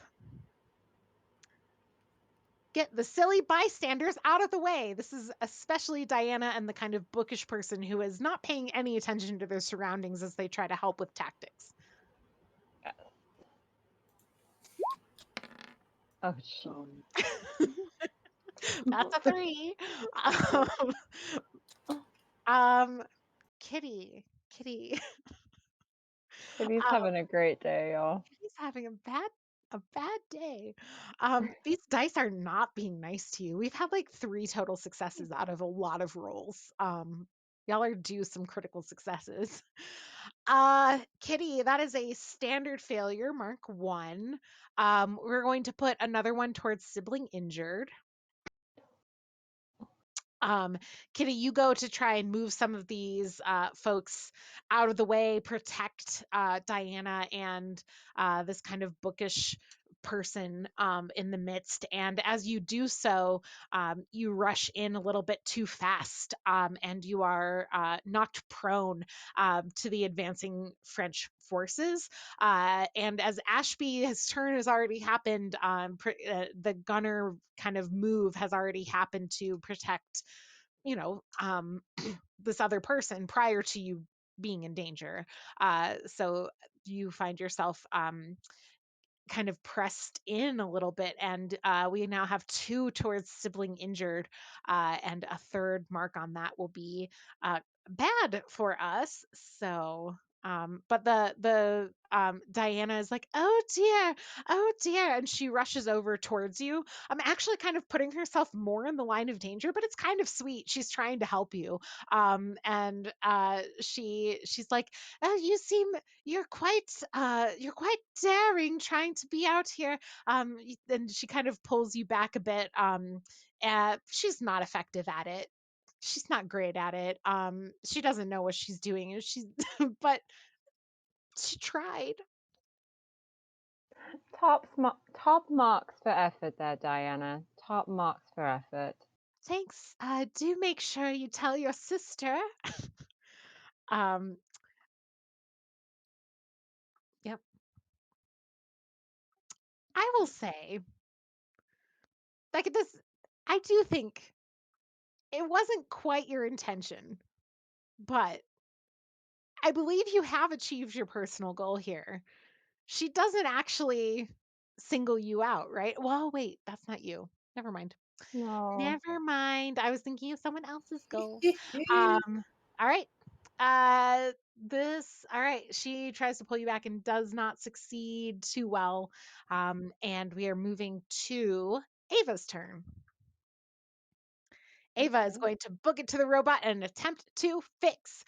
So you have to fix the motive systems being damaged, and you also have the whispers from beyond the dark stars, so you can kind of apply your role to both. And we'll see how your Like success goes. to appeasing Yes. the whispers. Okay. In fact, I will say, since their gripe was just that you did not do that, you automatically get one mark from the whispers gone for like Okay. turning your attention immediately back to them.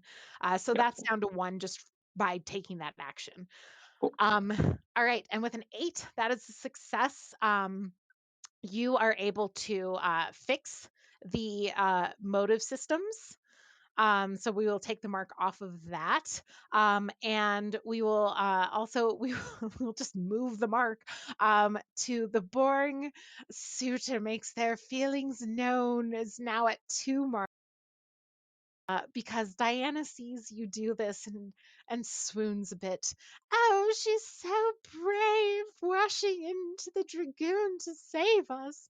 And she's now just falling very deeply in love, Ava. Um, and she's at least everyone else is trying to help. I guess she kind of tried to help with Kitty. That's good. That's good. Fine. She's like cringing a little. She's like, I know. The whispers beyond, they talk to ghosts and stuff. I wonder if they know anything about ghosting. Is that a thing that they Um, could help me with? the whispers are like, oh, she loves sapphires, dear. She loves sapphires. Isn't that wonderful? She's never heard a Mm-hmm. whisper from anybody, let alone from between the stars. I like tighten the gear on the dragoon just a little harder from that remark. All right. Another success. That makes 3 successes now. 4. 4 successes. All right. Next up is the apprentice, Joel. That's Oscar me. is rushing to Uh, the neck. Go ahead. no, I was just noticing words. Come to me, words. My original intent is not that useful, but it's locked in, so we're gonna do it. So Oster rushes back to the dragoon on a horse, climbs up the leg, gets inside again, eventually locates the eldritch orb on the inside, the core. Guess I could roll now. If Yeah, he has go something ahead he and wants, roll. if And it's I'll just something he say, wants to say to the yeah, orb. you will definitely on a success still be doing good here. I'm Um, also wondering if this is a dragoon thing. uh, it is a dragoon thing. So what's the mechanic? Remind us. The first time I do anything involving a dragoon, it's -2. But is I it also advantage because it's a dragoon thing, or do I just have access to everything? you Not have that I. access. So Okay. for everyone listening, the way that Joel's character works is he can access any dragoon system, but does so basically with like a minus to his role because Mhm. he's new at it. This is the first time he's doing it. He's kind of a jack of all trades style character. I'll say, based on the pacing of how we've been going, that we're only going to have a -1 applied here. Unfortunately, that does take you to a 5, Yes, the but number that is plaguing us. Go I ahead. found a loophole in the system Okay, tell me. because Oh. in the system as posed, Oh. there is no description or result for a 6. The You're 6 absolutely right. lies outside of the scope of the game you've adapted, and so I think it is a purely player-oriented result. Player I derived. Here's what I love about this. Joel, I'm going to give you two options on this 6. Sure. I think you can let this be an Eldritch wild card 6 because 6 doesn't exist in the system. To Ooh. explain, No, Adam. it's Nope, you've opened this can. I just in Or case people are wondering what we're talking about, like oh yeah. what do you mean 6 is doing in the rolling chart on our core mechanics in roll 20, it says 1 to 2 sizable failure, 3 to 5 standard failure, 7 to 9 That, success but at a cost, and 10 full success. So 6, that's this is straight like from the this is mission. like stories from Wayside High, sideways Yeah, stories yeah. from Wayside High. Like there's a whole floor that doesn't actually exist. Yeah. That is a straight from the original text, and I forgot to fix it when I put it in on the thing. That's how Grant Howitt wrote it. Oh, So, but here's the Interesting. thing. It was a mistake, I'm sure, from the get-go because there is no mechanic for this. But I love the idea that eldritch forces are afoot on a 6. So this is going to have, you can either take the 6 as an eldritch wild card and just suffer the consequences of that, or you can take it as a 6 is going to be a success, but at a cost. Like it should be 6 to 9. We all kind of understand that, but you'll take it -1 and it will move you to the standard failure. Wait, both options are failures, but you're just saying for the No, rounds. no, no, no. The wild card option is you don't know what's going to happen. The other option Oh. is you've leaned into the. Here's what I'll Okay. say. Yes. What you do know, what Oster can feel in his soul, is that this moment, this precipice moment that he is standing at to make this decision, one of them is leaning into the eldritch weirdness, and one of them is leaning away from the eldritch weirdness. And your current eldritch weirdness scale is at a 13 out of 20, where 15 is where bad shit starts happening. Yes. Thank Joel you. would like it to go Eldritch. All right. yeah. So Oster looks at this Eldritch core, just looking at it. He doesn't even know if it can look back, and just goes, "All right, look, Eldritch Orb. I know you want to consume all of these French and the bystanders indiscriminately, but consider this: I can make you a ridiculous amount of biscuits to consume at your leisure. Frenchmen only happen what, once a week? I can make biscuits daily, so please keep your tentacles in line." I'm really good at convincing Incredible. people, as you can see. Incredible. You have a charisma bonus of 0. That's you Joel. you hear biscuits every day, you say. And as you say this, an unintended effect. You meant to come in here and kind of placate the orb, get everything back a little less Hmm. chaotic, a little less things are getting wacky. And instead, we're going to go ahead and mark another against Whispers from Dark. But in return, the surrounded by enemy forces is going to go to 0. Because with biscuits promised every day, and you hear the whispers coming on stronger now as they say, biscuits every day with blueberry jam, perhaps. And as they say this, the tentacles just start lashing out from the ground, emanating out from the dragoon, and just smacking down enemy forces. We'll say this also raises your family reputation because the right people are seeing this. The kind of bookish tactical person, the military person fighting, they have a pretty good understanding, right, of what the eldritch kind of influence is.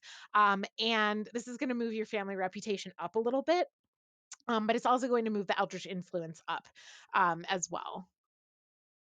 I will also say, given that the eldritch forces directly interface with Kitty, one of the effects that occurs here is that these tentacles, uh, being these physical manifestations of the eldritch forces happening in front of you, as they kind of reach out to bash out at the enemy lines, Kitty, you feel them kind of pull you up and stand you up on your feet, and you feel their kind of shadowy presence wrap around you.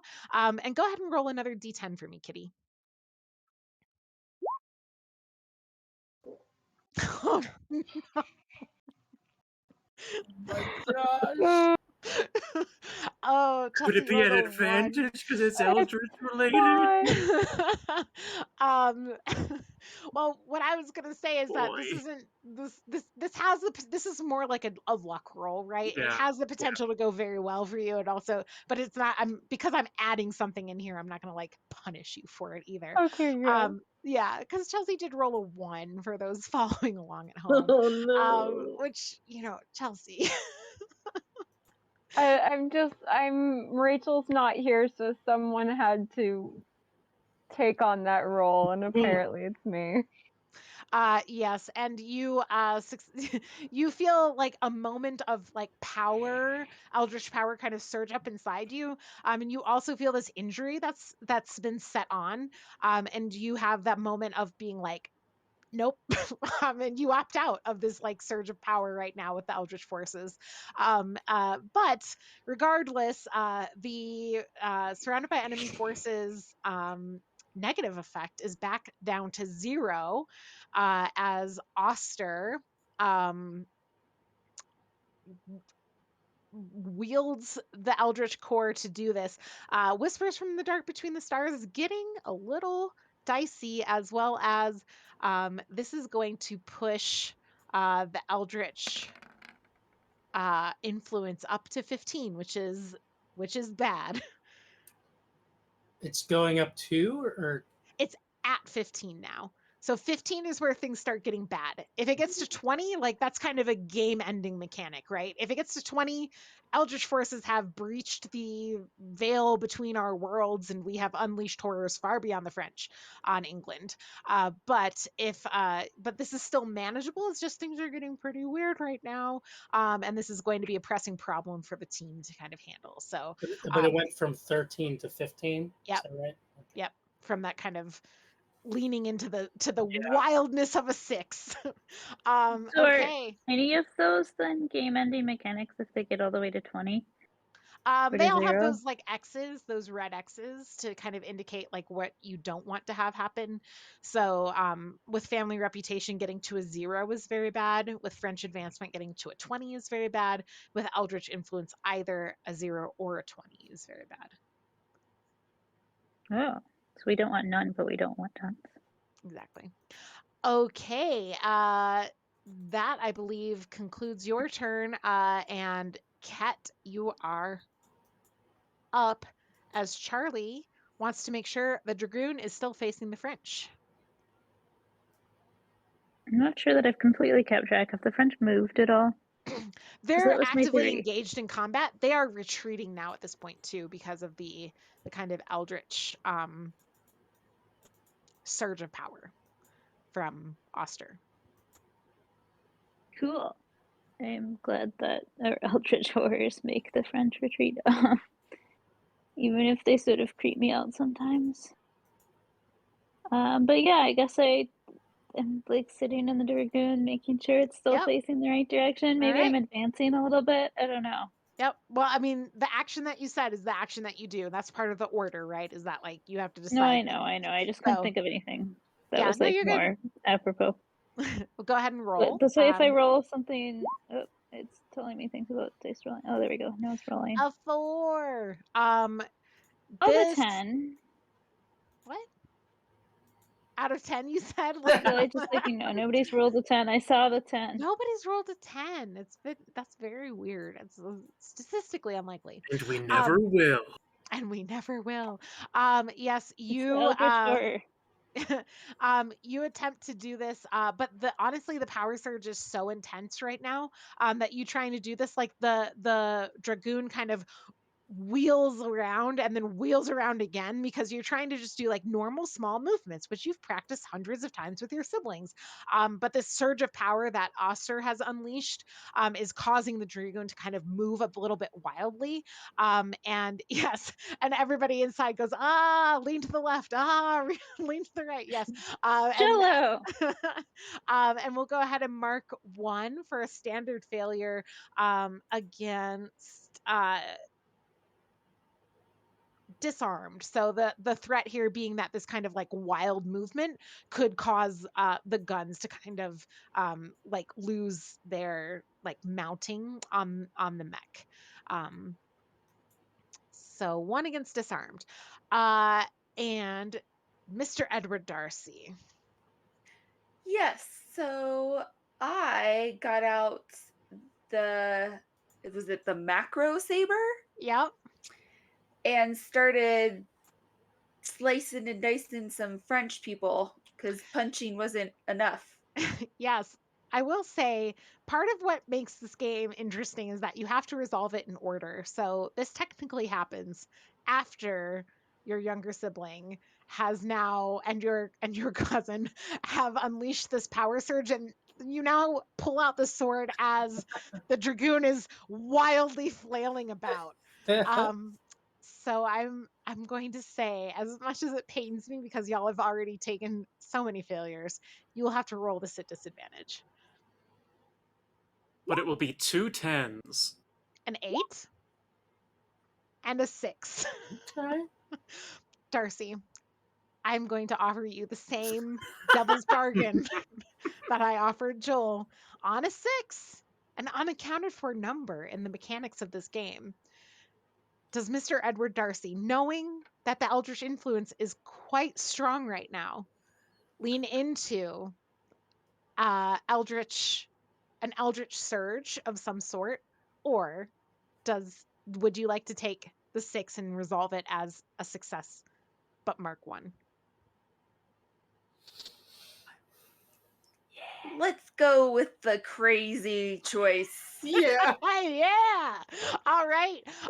As you do this, you feel the macro saber lengthens into more like a whip, as eldritch power kind of like flows out of it and you start lashing down the retreating French.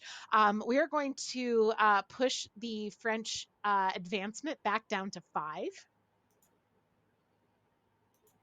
So sound a victory have you scored today. We'll also bump your family reputation only 1 because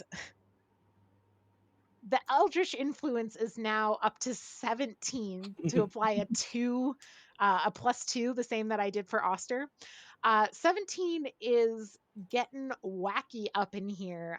Things are not great on a 17 when it comes to the eldritch influence. The people around you, they're impressed by the military victory of it all, right? That's actually quite good and impressive, and it raises your family reputation back to 10. But the eldritch influence that's occurring here is also actually like they're kind of like scared or taken aback by how much um, weirdness is now going on. Yes, you see the dragoon starts to grow eyeballs just out of all of its various spots.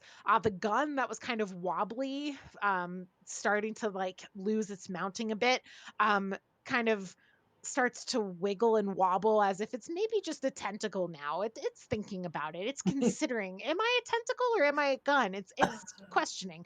Oh, And as this is happening, the whispers also grow for up, and we're going to mark your one against whispers from the dark between the stars, which is now at 3 marks. Um, and yes, the victory having been secured against the French, you now have a wildly surging eldritch power in your dragoon, and 4 impressed, albeit a bit scared, potential suitors that you have met on this chance horseback ride. And Andy, I think that's going to be us going to break. So we will be back in about 10 minutes. I have 9:06 on my clock, so 9:16, or if you are in the Eastern time zone, 11:16. nice. See you soon. Wow.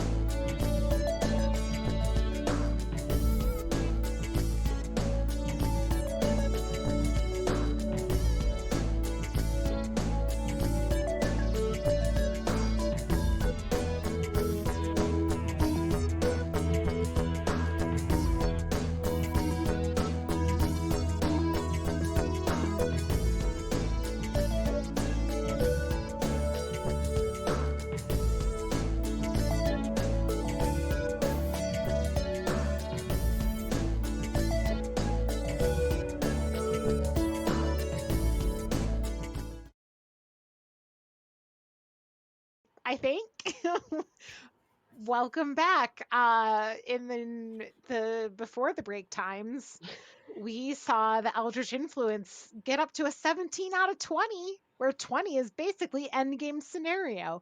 So your scrappy crew of siblings plus plus cousin now are contending with Ray's family reputation, decreased French threat, but certainly a very pressing problem as the Eldritch influence rises. Let's have a quick role playing scene to kind of conclude that, where we won't have a turn where you order and choose actions so much as a chance to kind of get to talk to the four potential suitors. In the wake of in the wake of what just occurred, as the mech kind of, or the dragoon, sorry, kind of continues to writhe with this otherworld energy that only seems to be emanating all the more strongly, especially from Oster and Mr. Edward Darcy as they emerge from the mech. The Diana, who has been kind of with Kitty, kind of checks Kitty over a little bit and is like, "Are you quite all right, dear? Is it, are you doing okay after that little run-in with the bayonets?" I mean, it wasn't exactly the most delightful experiences, but I can promise you I've had far worse. Just ask my family. As you kind of add the "just ask my family," the kind of mysterious, very charismatic, non-binary person kind of gives a chuckle and looks over to you. And they're wearing just very beautiful clothing. They're not dressed for battle or anything. They're dressed for riding, as everybody is, with the exception of the person in uniform, the man in uniform, who is just in uniform, military uniform, which is kind of riding gear. But this person is wearing just like really nice riding gear. And it's the kind of riding gear that not only looks kind of expensive, if you know what I mean, but also just has like lots of flair of personality that is catching. And as you kind of say this about your siblings, uh, they kind of look over to you and kind of like nod a little bit. And they're like, tough, tough family, huh? I'm from the colonies. I talk like this. Who's the closest sibling to me at this point? The closest sibling to you, let's see, it would probably be, was anybody else outside of the mech? Or had you all gotten inside the mech at that point? I think all of you were inside the Hopped mech at in at that the point. last second, so yeah. Yeah. I Liz? think in terms of the disembarking from the mech, Oster would probably be the first. Uh, okay, so I'm gonna Who's go technically your cousin, not your sibling. right, or Yeah, closest sibling. family In a member. way. Family member, So and sibling. I'm going to gesture for Oster to come over. Do you come over? Oh, yes. He Okay. kind of walks over. Oh, Yes, what's going on?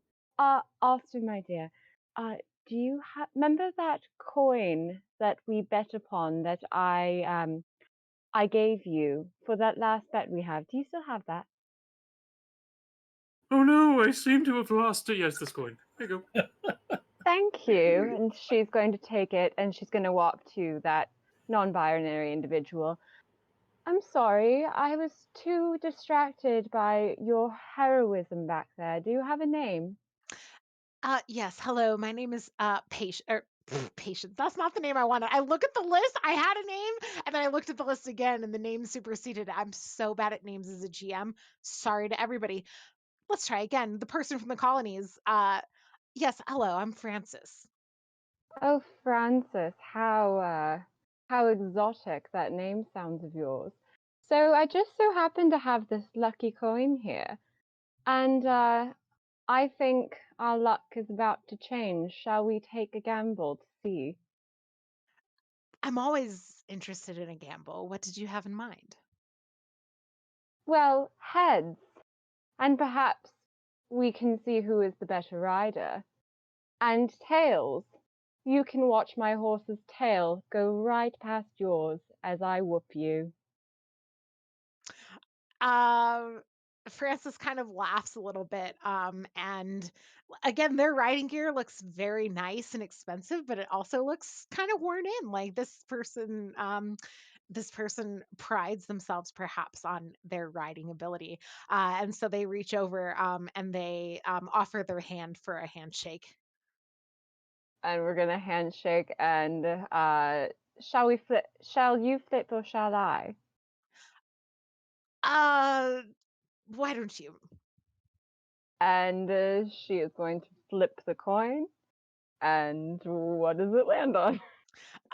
Yeah, go ahead and we'll Ooh. say evens will be heads and tails. What? Well, first of all, what were you calling, or is Francis supposed to call Uh, an air? I'll let Francis do the. How about Okay. you do the honors?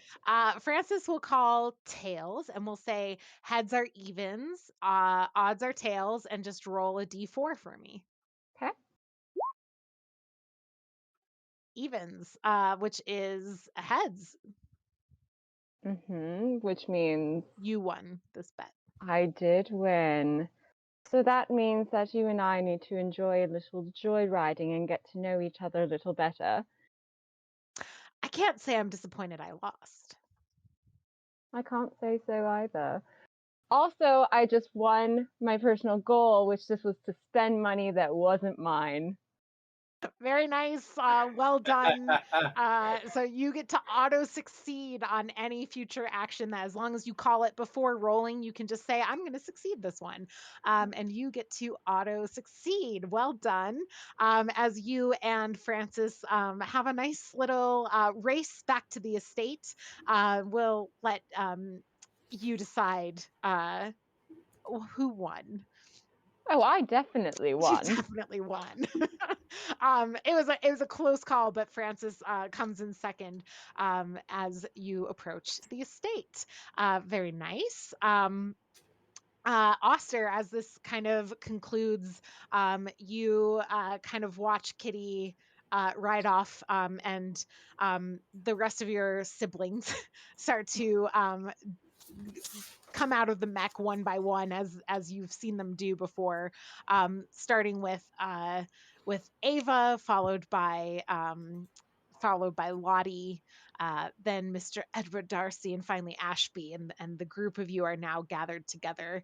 And immediately Ava, Diana comes over to you, and she kind of leans up towards you, lays her hand gently on your shoulder. Oh, Ava, you are so brave. Oh, darling. Thank you so much.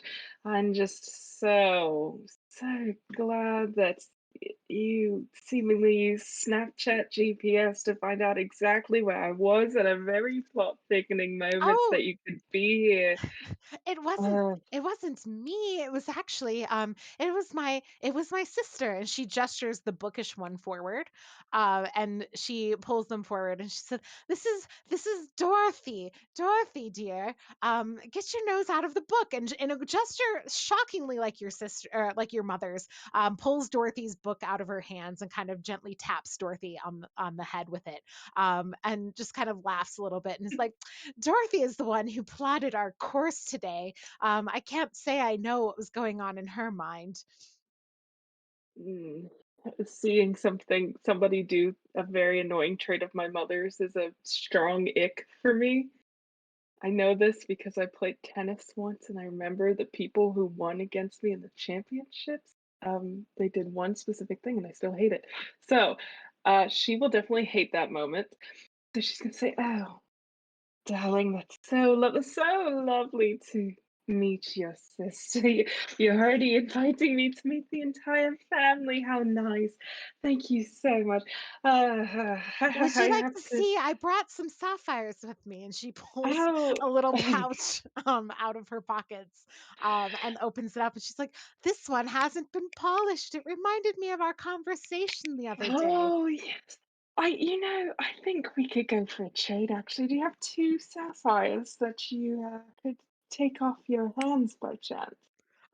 She pulls the unpolished one, and another one that's cut nicely and kind of Mhm, as she pulls it out, it's been cut and polished, and she says, mhm. "Oh, this one reminds me of the embroidery that I do of sapphires, just blue on a nice plain background."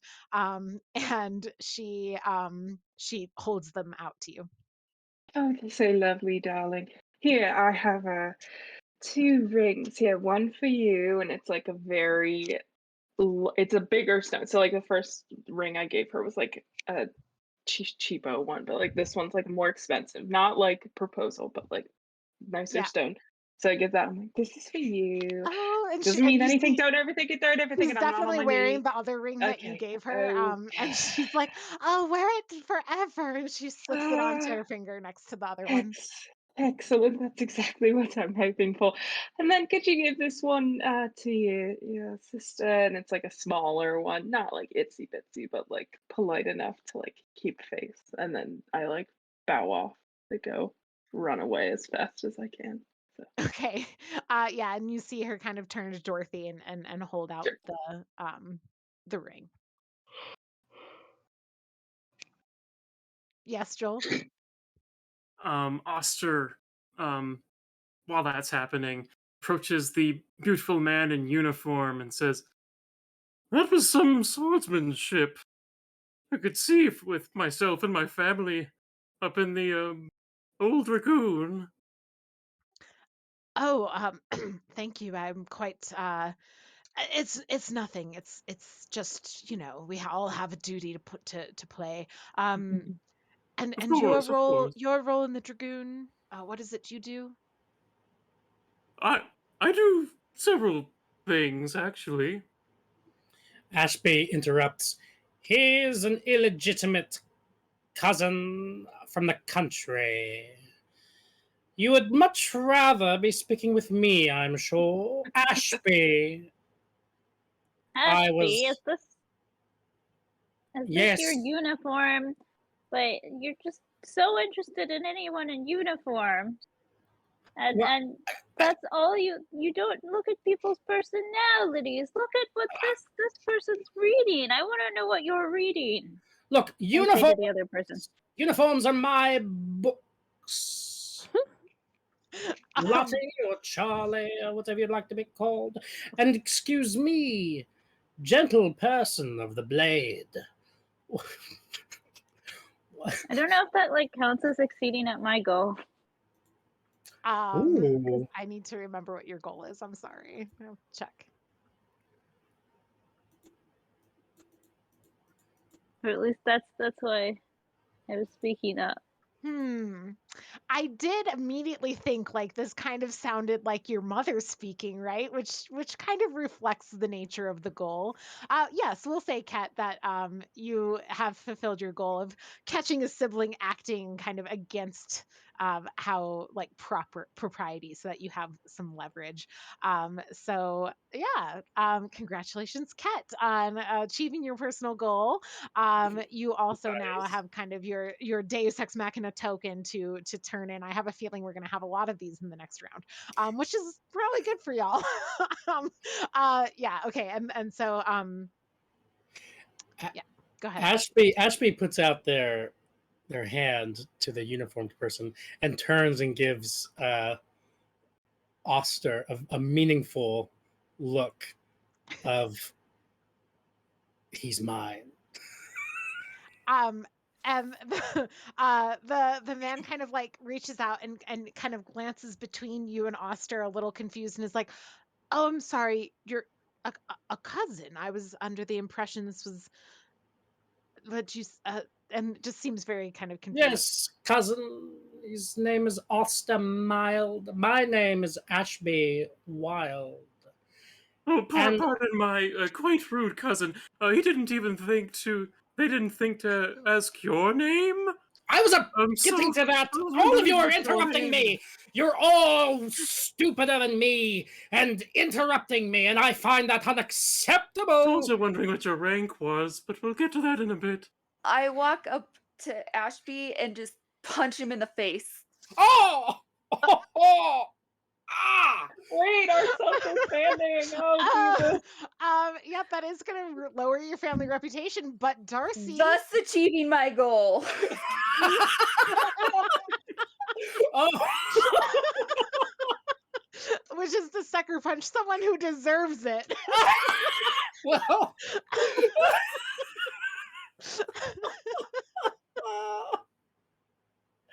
Oh my gosh. Well played, Darcy. um, the man in uniform. Yes, you do lose family reputation. As Mr. Edward Darcy punches Ashby directly in the face. And this man in uniform kind of like, oh my, and like kind of catches Ashby as he like reels back. I'm sorry, as they reel back from this, and kind of sets them back on their feet, and actually seems a little bit concerned for Ashby's now growing bruising, perhaps on the eye, and it's just like, this is quite alarming. I didn't realize family members would be so just, is this normal in your family to just have this chaos happening all the time? And as he says kind of chaos, he kind of kicks at an eldritch tentacle that's like coming towards his foot, like, hello. It's like, not the boots, and kind of kicks the tentacle back. Ashby's like dabbing at it. It hit his eye. He's like, they're rubbing that. They're like, you'll find that our family has much of both pride and prejudice in the extreme. Now, I apologize. Will you please tell me your name? Now you're asking. He kind of glances between you two, and it's like, Henry, and reaches out his hand for a shake. Henry. Ashby shakes his hand, or holds his hand, and says, you demonstrated excellent moves on the battlefield. I must say, you would make an excellent instructor for defense against the French arts. You roll a disadvantage on your next roll. And Henry kind of ushers you towards the horses to have this conversation as you start riding back towards the family home. We will cut to Dorothy, who hears the kind of, what are you reading from Charlie, and produces not just one book, kind of sets it in the crook of their arm, and then another book, and then another book, and another one from their satchel, and they've got 4 books kind of stacking up. And she's like, oh, well, it kind of depends on what you were thinking of what moment to moment. I tend to kind of go between several books at once. So this one is about the modern mechanics of the eldritch machinery, and she kind of holds it up, and you recognize this book as one that you have also studied recently. And she kind of tucks it back into her satchel, and one of the other books starts like sliding off the top of the stack, and she like quickly catches it. Oh, and like they're kind of tumbling a little bit here, and kind of settles them again, and holds up the next one. Is like, this one is about the recent uprisings in the colonies, and how the dragoon armies can learn from what occurred in the colonies, and kind of stuffs it back into her pack, pulls the last 2 up, holds one up in each hand, and this is part 1 and 2 of the naval history of the war from, she names some war that you've read all about. Oh yes. What have you read? And then I have like some kind of fancier, like new book. Like, have you read the applications of my machinery to eldritch machinery? Something like that. As you kind of ask this, and she kind of like pops up a little like a little taller, and it's like, actually, I haven't had the chance yet because it's been on back order from the Amazon. That's terrible. All right, you Um, get disadvantage I on your get next disadvantage roll. on my next roll. Um, and she kind of gestures you forward and is like, but if you have a copy of it, I'd love to look over the forward because I heard it was written by, and she starts going on about this. And the two of you have a chance to kind of debrief your books a bit on the ride back as well. Um, yes. I was going to say, um, as you approach home, your mother comes out to greet you. Kitty is the first to arrive. And as Kitty and Francis kind of dismount at the stables and turn the horses' reins over to some stable hands and come in kind of laughing and joyous from the ride and the victorious battle.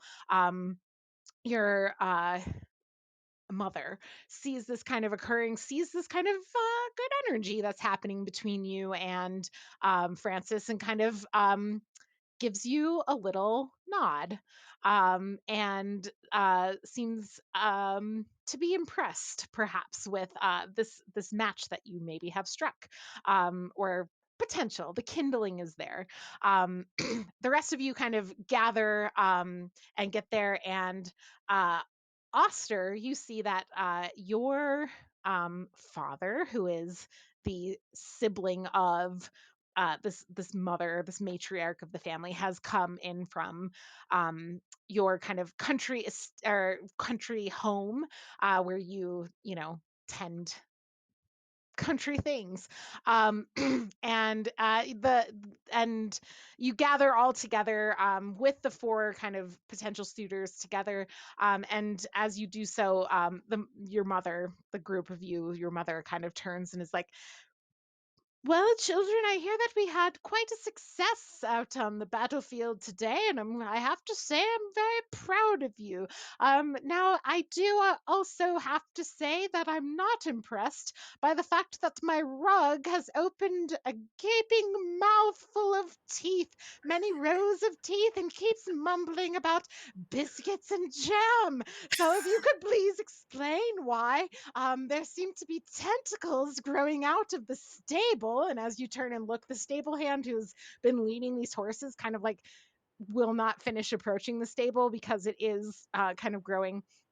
And Oster, your father, who's there, kind of huffs and is like, well, we've all seen this happen before. We know how it is. The eldritch forces get too strong. Now, children, it's most important that you tend to all aspects of your dragoon. Um, and we are going to have our last situation. Um, and he kind of turns to you and is like, but I have to tell you that there's other things to be done, and it's good that you've come in at this time because my dear friend and your cousin from the other side of your family, everybody's intermarried, don't worry about it. um, Now his sister is going to be having a piano recital, and I'm going to need you all to show up. And Oster, I expect you to be on your very best behavior because there are many folks there that I would like us to impress. And you now have to attend a piano recital from your awful relative's sister. And as you are going out to do this, you see that as you kind of approach, you get dressed properly. You go inside, get cleaned up, barely have a chance to get the smell of horse off of you from the day before you're turned around to go to this piano recital. And as you do so, you're bringing this wildly overpowered, too juiced up dragoon with you, and see you file in to the recital hall. The piano starts to play and it's terrible. Everybody is in attendance, the whole town is here. Nobody's having a good time, and especially not when the first French sharpshooter pings through, and you now have the French the immediately the recital the piano is still getting played, and you have the mobilization of the troops inside because stiff upper lip, we will get through it all. The show must go on. Team what are you going to do with the sharpshooter ambush and the recital of your awful relative's sister? And don't forget to use your thing if you've done your goal. A sharpshooter, True. like a sniper, basically. Yeah, you know Mhm. what? I don't really like that very much, like given recent Yeah, events. well, So sure. I'm kind of These are more like, like eldritch weapons or something. I don't yeah, know. yeah. I'd like the eldritchy lasers kind of blast out the windows, and right now the kind of first like wave of this. It's an ambush, the French The- ambush. From So the people go ahead. outside the venue. Is it Yes, from outside the menu. is our But can like dragoon outside? Your dragoon is yeah, it's outside, but kind of like within your We didn't like get you it can get as there. we didn't get it to save out like 4 seats at the recital just Oh for our yeah, dragoon. and it's like eating a lot of biscuits, and it's like, yeah, it needs to be treated well at this point. So maybe so. Yeah, sure. It's inside. People are kind of giving it some weird looks. You might lose a little bit of family reputation for insisting that your dragoon has a seat Yeah, at the recital.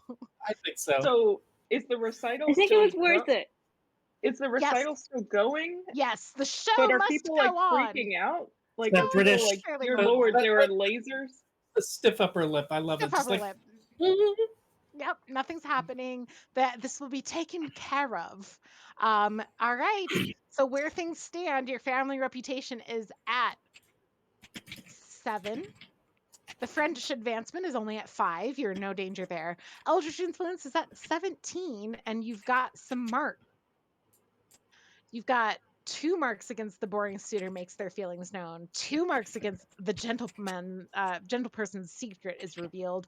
1 against disarmed. 2 against public embarrassment. 2 against sibling injured. 3 against whispers from the dark between the stars. And 2, your outfit is deemed unfashionable. Once again, I will send those in the Discord. And I will start a timer in a moment. Okay, starting your timer. Let's roll on this last hurrah. I feel like Ashby, the gunner, is just kind of boring. He's just getting ready to fire. But I think the dragoon needs to be piloted either to the window or straight through the wall, Mr. Kool-Aid style or Kool-Aid Man style, so that we can get a advantage on the French. Yeah, I mean that was my plan. Is that Lottie was gonna pilot the dragoon towards probably the windows, like where the lasers are coming in, so that I can like aim in the same direction. Like I assume the lasers don't go in curved lines, so I probably have a line of sight if I pilot the dragoon, right? Mhm. Yeah. What's everyone else doing? Okay. So I kind of want to use the gem influence that I've been building up, maybe perhaps by putting Uh-huh. rings on people to try Uh-huh. and calm the, the laser octopus incident. Okay. Yeah, I love it. Should that So happen first, you think? Oh, Yeah, I good just call. saw the GM voice The say 3 yes. on the whispers from beyond the dark or whatever is pretty bad.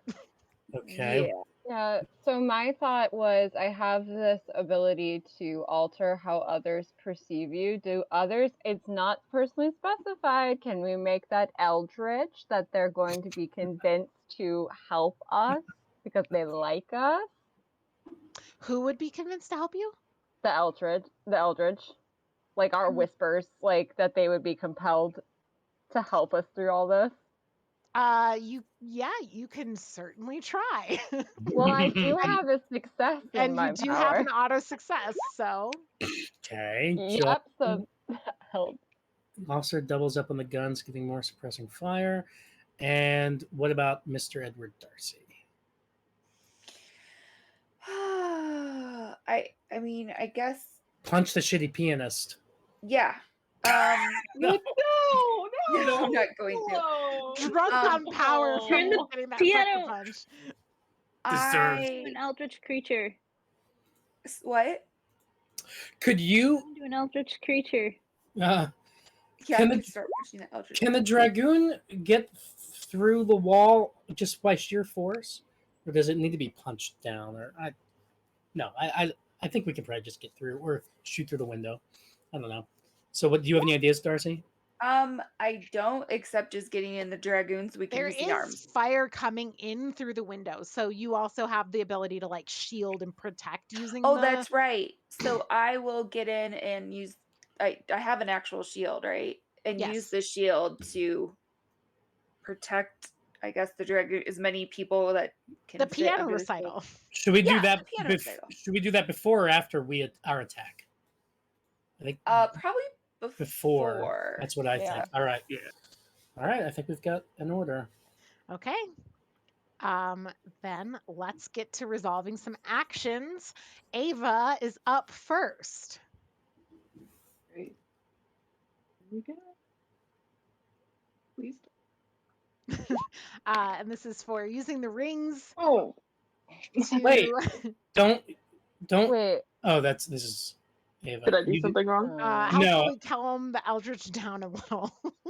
I didn't know if you had done your personal goal Oh yet. no. I have not. Can I get advantage?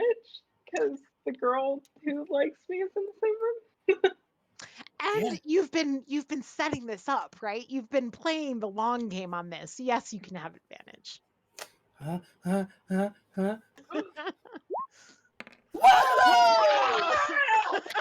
It's a 10, everybody!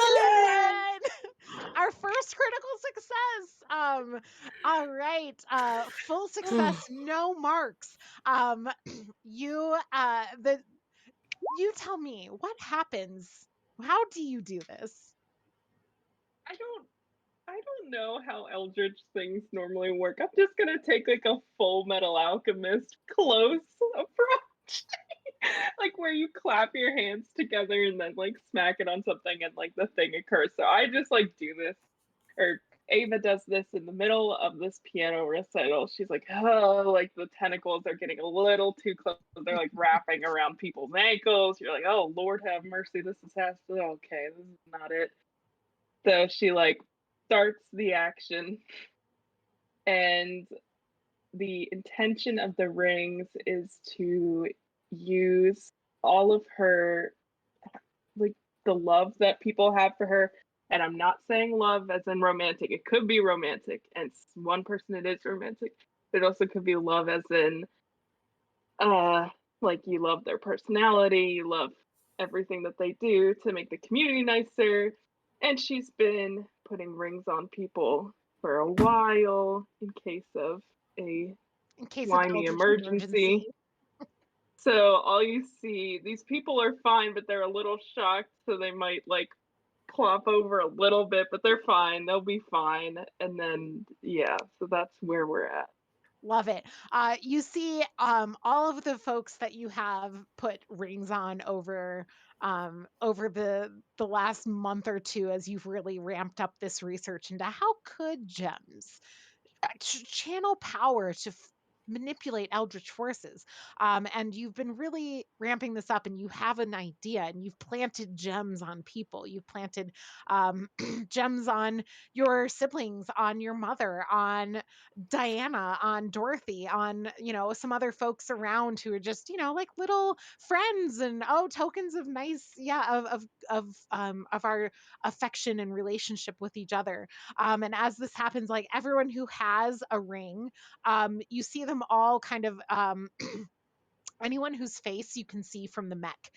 Well, for all of you who are in the mech, and for Ava, kind of like out, near the mech, like wielding this power, drawing on it. You see their eyes kind of like go a little white for a second, as like you're literally pulling like their energy, their like goodwill and their positive feeling towards you from them through the gems. It's not like depleting the store or anything. It's not like it, but like more like tapping into that as a resource. And the whispers immediately start to subside, and you feel those gems kind of go mundane. but that's actually what you were kind of hoping for, right? You want a little more mundane and a little less eldritch right now. And Ava, you have successfully tamed the whispers from the dark between the stars from 2 down to 1, or from 3, which was very emergent, down to 1 mark. And we've also decreased the eldritch influence to 14 out of 15 on that Okay. critical success. Excellent. Awesome. Well done. That's great. Kitty is up. I don't go. So the whispers and the eldritch, like, who would be beneficial to get on our side to stop this insanity from happening? So I don't want to like make the wrong choice and make it like obviously they're going to be even more powerful.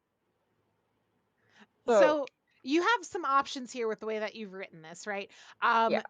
You have, so 14 is a good number. The eldritch influence is strong, but not too strong. Right. So this convincing them to do kind of like, because you're likable, they like you, you've been feeding them jam, like what you want them to do here, you're ultimately trying to drive back the French influence, right? And raise your family's reputation. So when it comes down to it, like having them like you, having them do what you want, having them in some way push back the French or make your family um, seem more prestigious would kind of be what helps you the most. Okay.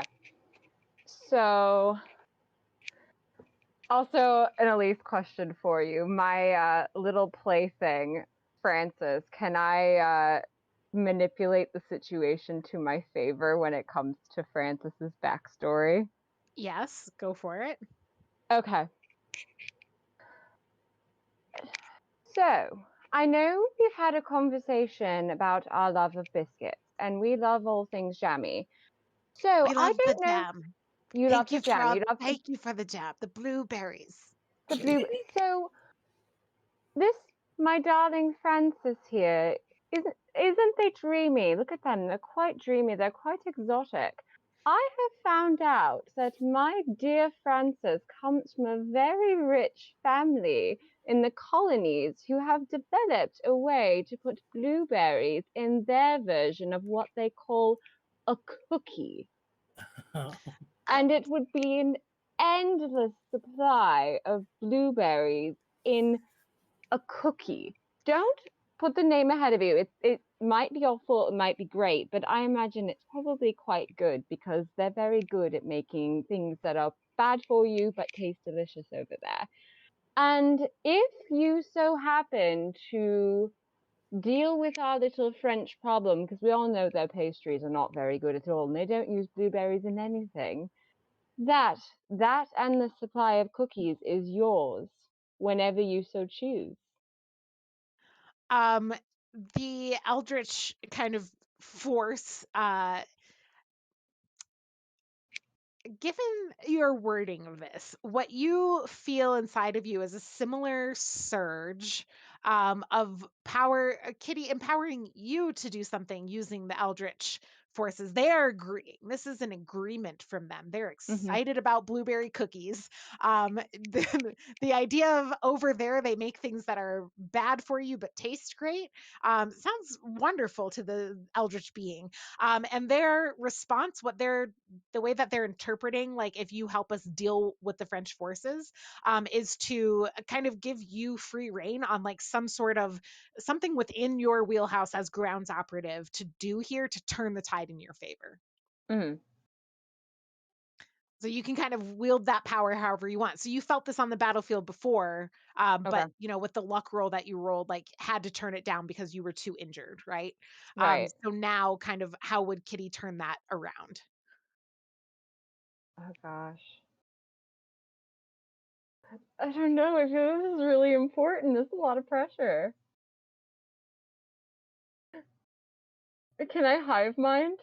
Like above the table hive mind? Sure. Yeah. Team, What do we think? you're muted, Adam. Yeah, I'm trying to picture the situation. Like how many shooters do we think are out there? Um, are shots coming through like multiple windows? Yeah, so that's a great question. So that's actually something you're not entirely sure. Like there's enough fire coming that you're sure that it's more than one or two, right? So one thing Kitty could do here is go out and kind of get a kind of perfect read on Mhm. where the locations of the enemies are, right? As the grounds operatives, you sneak behind enemy lines, you spy, you get information. So that would certainly be, and like you would be able to do this completely undetected, completely kind of um, and then bring that back and thereby empowering giving advantage down the line to the gunners and the other folks, your siblings and your family to continue the fight. Yeah, I'd say either that or like convincing the very British stiff upper lip crowd to like at least take some cover or something. Like uh those are the ideas that come to mind. But that first one sounds pretty awesome. Yeah, I would say that that would probably be the level. As long as everyone else finds that beneficial, that's probably the avenue I would go. That way when we get to the window or wherever, we already have maybe some information about like in Yeah, advance or something. yeah. So Yeah. that would be what I'd be looking for. Okay, great. Kitty, you feel the desire for blueberry cookies kind of enveloping you in this eldritch darkness that cloaks you, makes you basically invisible. Your siblings are able a little bit to track your movements as you leave the recital hall, but as soon as you're outside in kind of the dark, it's evening now, you are untraceable, and you are able to sneak around, not only finding the positions of like three different nests of kind of enemy forces here, but also just by like force of your like sneaking and ability here, you actually managed to turn one of them like through this kind of like encroaching force of the eldritch power surging through you. You bring those tentacles with you then and leave them behind in that third nest, as you shed the darkness, thereby taking one of the three of the nests of enemies out on your retreat back inside, and convey the information back to your siblings in the mech, in the Dragoon, where the other two locations are, as we and that will give advantage down the line here to pretty much all of your siblings in their actions as they try to orient themselves and protect folks and take out the last nests. Nice. Well done. Next up is Darcy. Mr. Edward Darcy Mr. is Edward Darcy. And this will succeed. all right, raising the shield and offering protection for the recital from the enemy fire. You get the shield out. You know exactly where the fire is coming from, thanks to the actions of Kitty. You have the read on the situation that you need to get the shield in place. The piano recital just keeps going. There's just still piano music. The audience is now like you see like a chunk of the recital hall, like from above the windows, which have blasted out some of the like like the wall, it's stone, like some of it has started to like fall forward. It just bounces harmlessly off of your shield and kind of clangs to the ground, but perfectly in time with a beautiful like bass crescendo of the music, only adding to the atmospheric effect and actually improving the quality of the piano recital, which frankly was not that exciting prior to Cool. the kind of crashing of and banging of the debris, and the laser fire off of your shields. Awesome. Do I need to roll anything since it was a. Nope, Okay. free success. Woohoo! Woo! Love it. Way to punch me, Darcy. Good job. Yup. It was pure pleasure that it got to be you, Adam. Also, saving the recital, your mother turns and looks at you and gives you a like a just a nice firm nod, as the rest of this audience continues to just oh, and they clap and yeah, sorry, I have to hold my key down, so I can't do two hands. But they're very pleased with the recital. Yes, and you're going to earn back some family reputation for protecting the crowd and letting the show go on in front of you. I'm not great about family reputation, but I will begrudgingly take it. It does overall help your cause. Yes. Very nice. And next up is Ket. And Charlie is piloting the Dragoon to the windows. I think this one's gonna succeed too. I don't know. Like, I Yeah. feel like it's like the chance to use my Yeah, it's fancy probably action. the last round, so that's a good move. Oh, okay. Yes. Okay. Cool. So, Excellent. Yeah. What does it look like? oh, yeah. Everybody thought it was weird that we took our Mac to the piano recital, but this is why. Um, I can like get in, get ready, and then go straight to the windows where I see the most lasers coming from. Yes, and with Kitty's And help, like kind of cover the whole window like with my dragoon. Don't Yeah. forget Like to. be able to.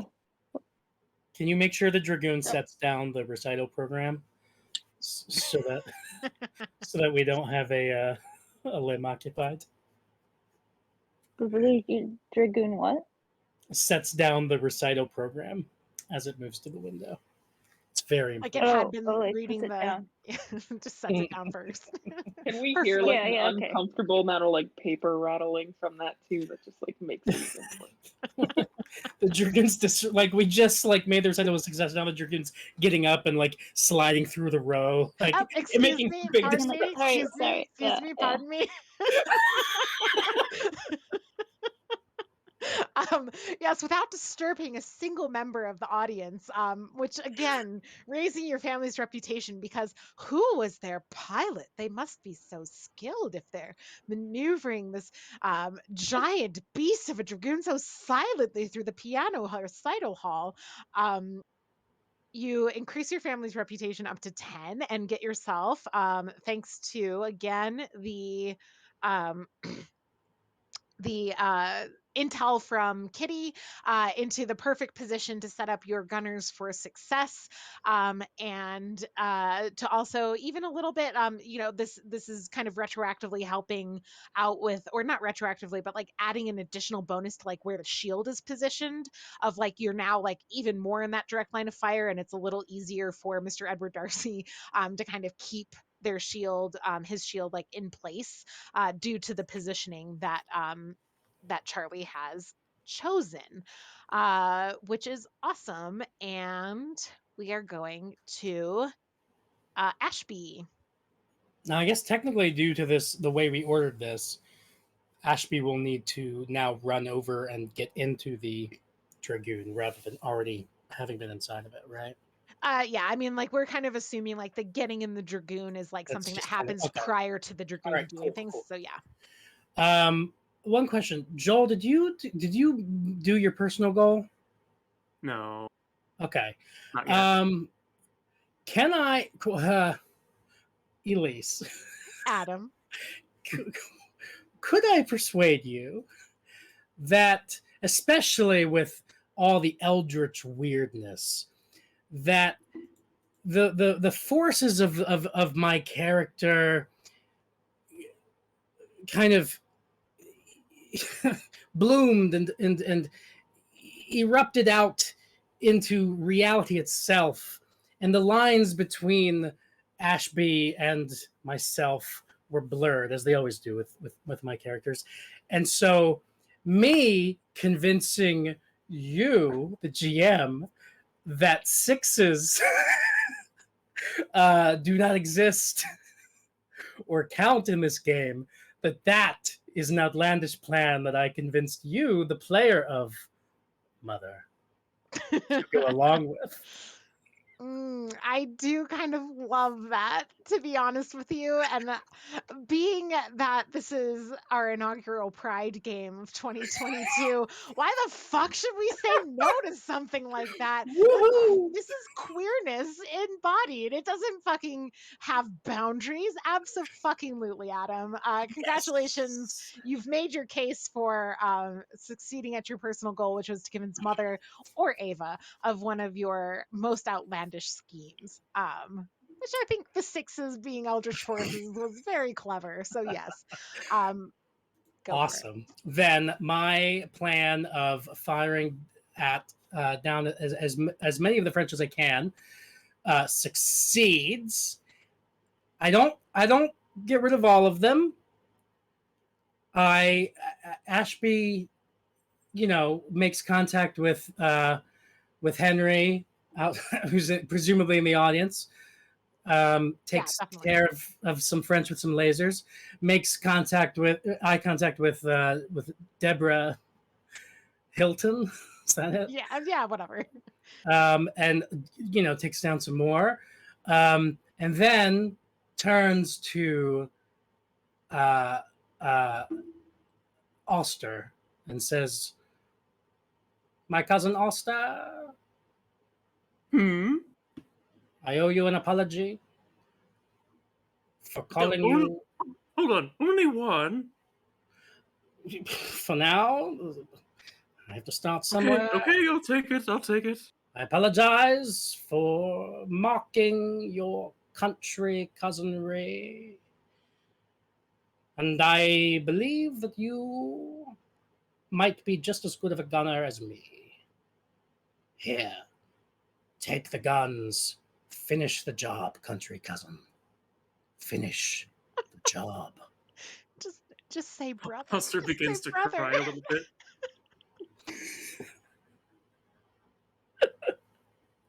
And that's my turn. Beautiful. And now it's what's my character's name? Oster. Oster. And now it's Oster's turn. And he kind of looks at Ashby, tears in eyes. Hey Ashby, you know the break glass in case of emergency button? Don't ever press this button. Yes, I'm going to press it right now, I'm sorry. He smacks against the glass and it doesn't break. This glass is hard to break. What did you make it out of? And then he finally breaks through, pressing a button.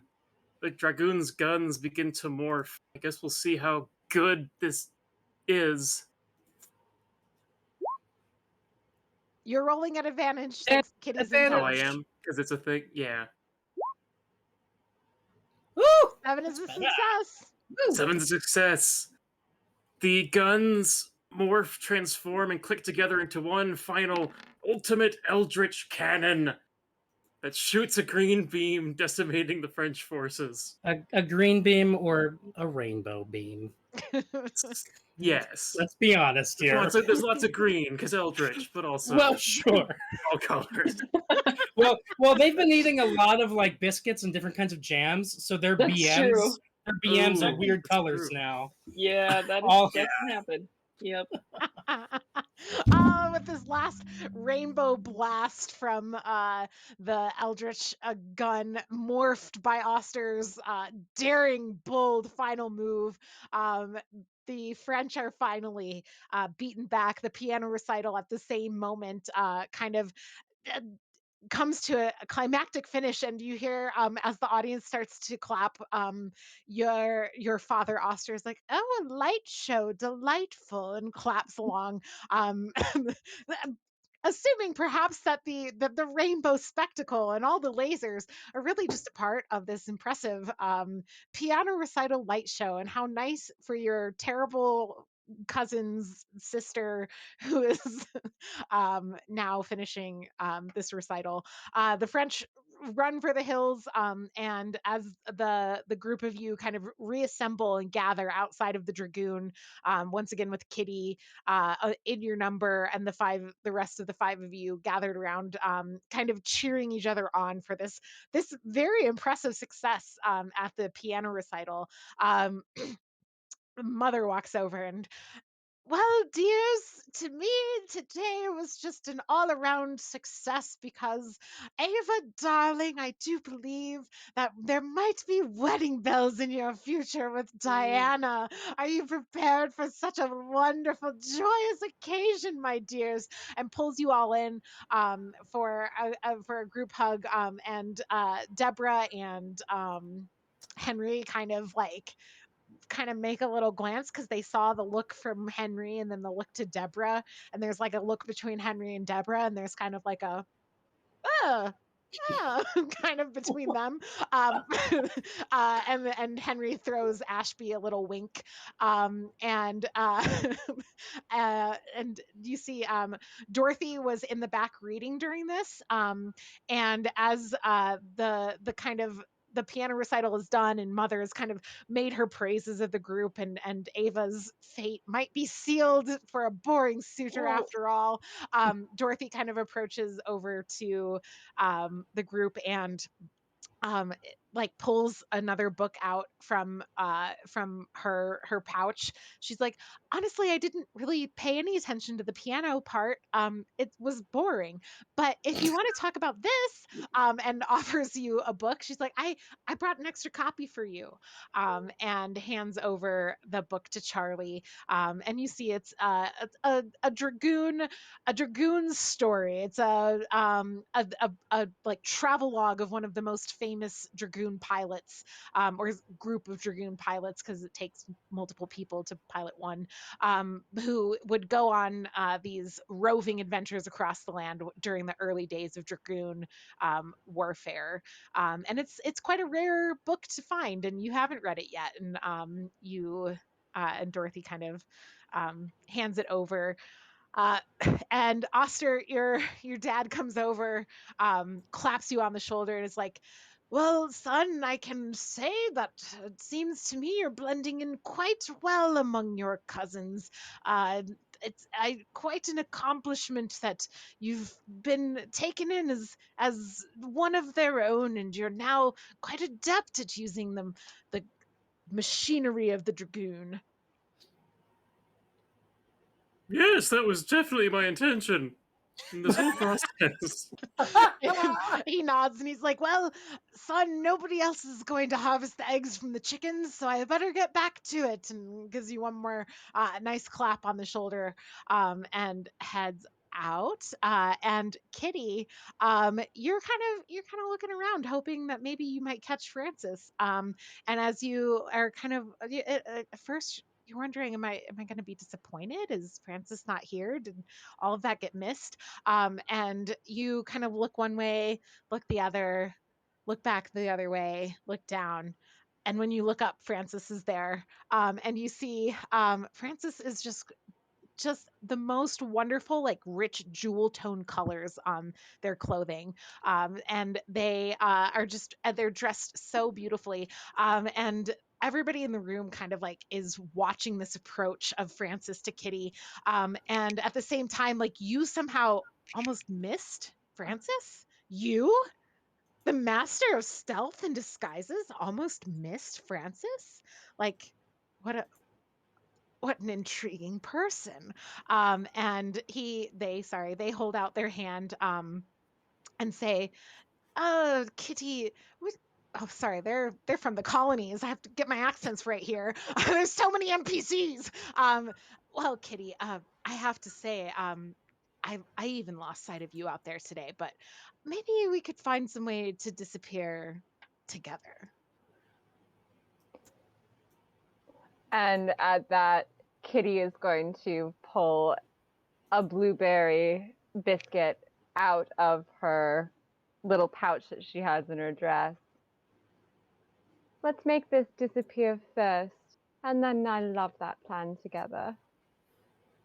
Beautiful. As you say, let's make that disappear first, like the Eldritch Whispers, which are mostly gone, but still a little bit there. Like, I can help. Offering, of course, to eat the blueberry biscuit for you. And Mr. Edward Darcy, you see the young lady from the first day where you called out that French person. Kind of, you haven't seen her around much since that day. But she approaches you, and as she approaches you over her shoulder, you see your mother look at you, and you see her mouth. "Do not make her cry, Edward." Um, and she's a little shy, but like shy, not in general. Like she was arguing with those men the first day, right? It's not like a shyness of like she won't stick up for herself, but like shy to approach you because she might be like embarrassed from the first time that you interacted. And she kind of is like, "I just wanted to say that I do have some French people in my family, but I've only ever been a loyal servant of the crown, and I just thought it was very brave of you to be so direct. And then you see her start to like kind of gain some momentum. She's like, and it was the right thing to do. And we should actually just call people out on their bullshit sometimes, shouldn't we? Um, and as this happens, she like looks around and she's like, and that person over there was saying rude things to my cousin. And grabs your hand and starts stomping over towards that person. Pretty confident that Mr. Edward Darcy is going to back her play here. So yeah, I will go with her and say, "Sir," take off one of my white gloves. "Sir, I have heard that you have besmirched the sorry, Andy's laughing real hard. Have besmirched the reputation of this young lady's cousin. Was that it? Yeah. Cousin." And I smack him across the face and say, "Let us have a duel, and let us do it the day of our wedding." And then, And she takes off her glove and she yes, smacks him across the face and she's like, I accept. I mean the wedding part. and and your mother faints with joy. That yay! finally, I made her finally faint with joy this time. made her faint with joy this time. And you may have even gotten the first wedding of the family because although there is a match in Ava's future, perhaps with Diana, such bold action has not been taken, or it may not be.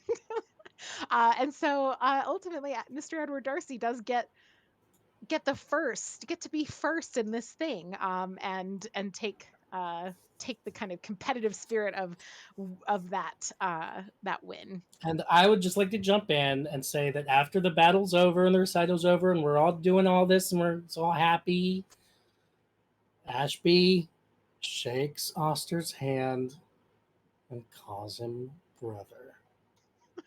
Aww. Yay! I withheld it as long as I could. um, Joel, would you like to share what your personal goal was? My personal goal, I'm trying to find the exact wording of it, is to blend in so well with your cousins that someone from outside the family openly mistakes you as another Oh. sibling. That's well. So close. Someday. It's better to be accepted from within anyway. You are now a brother, whether anybody else sees it or not. Yes. Oh, team, that was so much fun. I did not know how it was going to go. I super appreciate you all just showing up for it and trying out this mechanic that we adapted from Grant Howitt's wonderful one-shot Pride and Extreme Prejudice. You can check out all sorts of cool one-shots by Grant Howitt at Rick and Rowan and Deckard. Is that the right one? Yes, Howard.itch.io. And just as another endorsement, I am not a game player, and I enjoyed this game. Hey, that's a great endorsement. Thank you, Darcy. That's exciting. I had, like I said, a really great time. I had a lot of fun. Y'all did a wonderful job rolling with, again, all the kind of wild mechanics of this game. So thank you, and thanks to everyone who tuned in to watch. Don't forget you can check out our Discord community using !Discord. We'd love to have you. You can also buy our merch, !merch. You can check out causes near and dear to our heart with !donate. And you can buy us coffee, not literally, but with !coffee, KO-FI. And my personal favorite is just put a bunch of exclamation points in a row to get some hype going, because this is our first of several Pride games. I believe our next one is June 11th.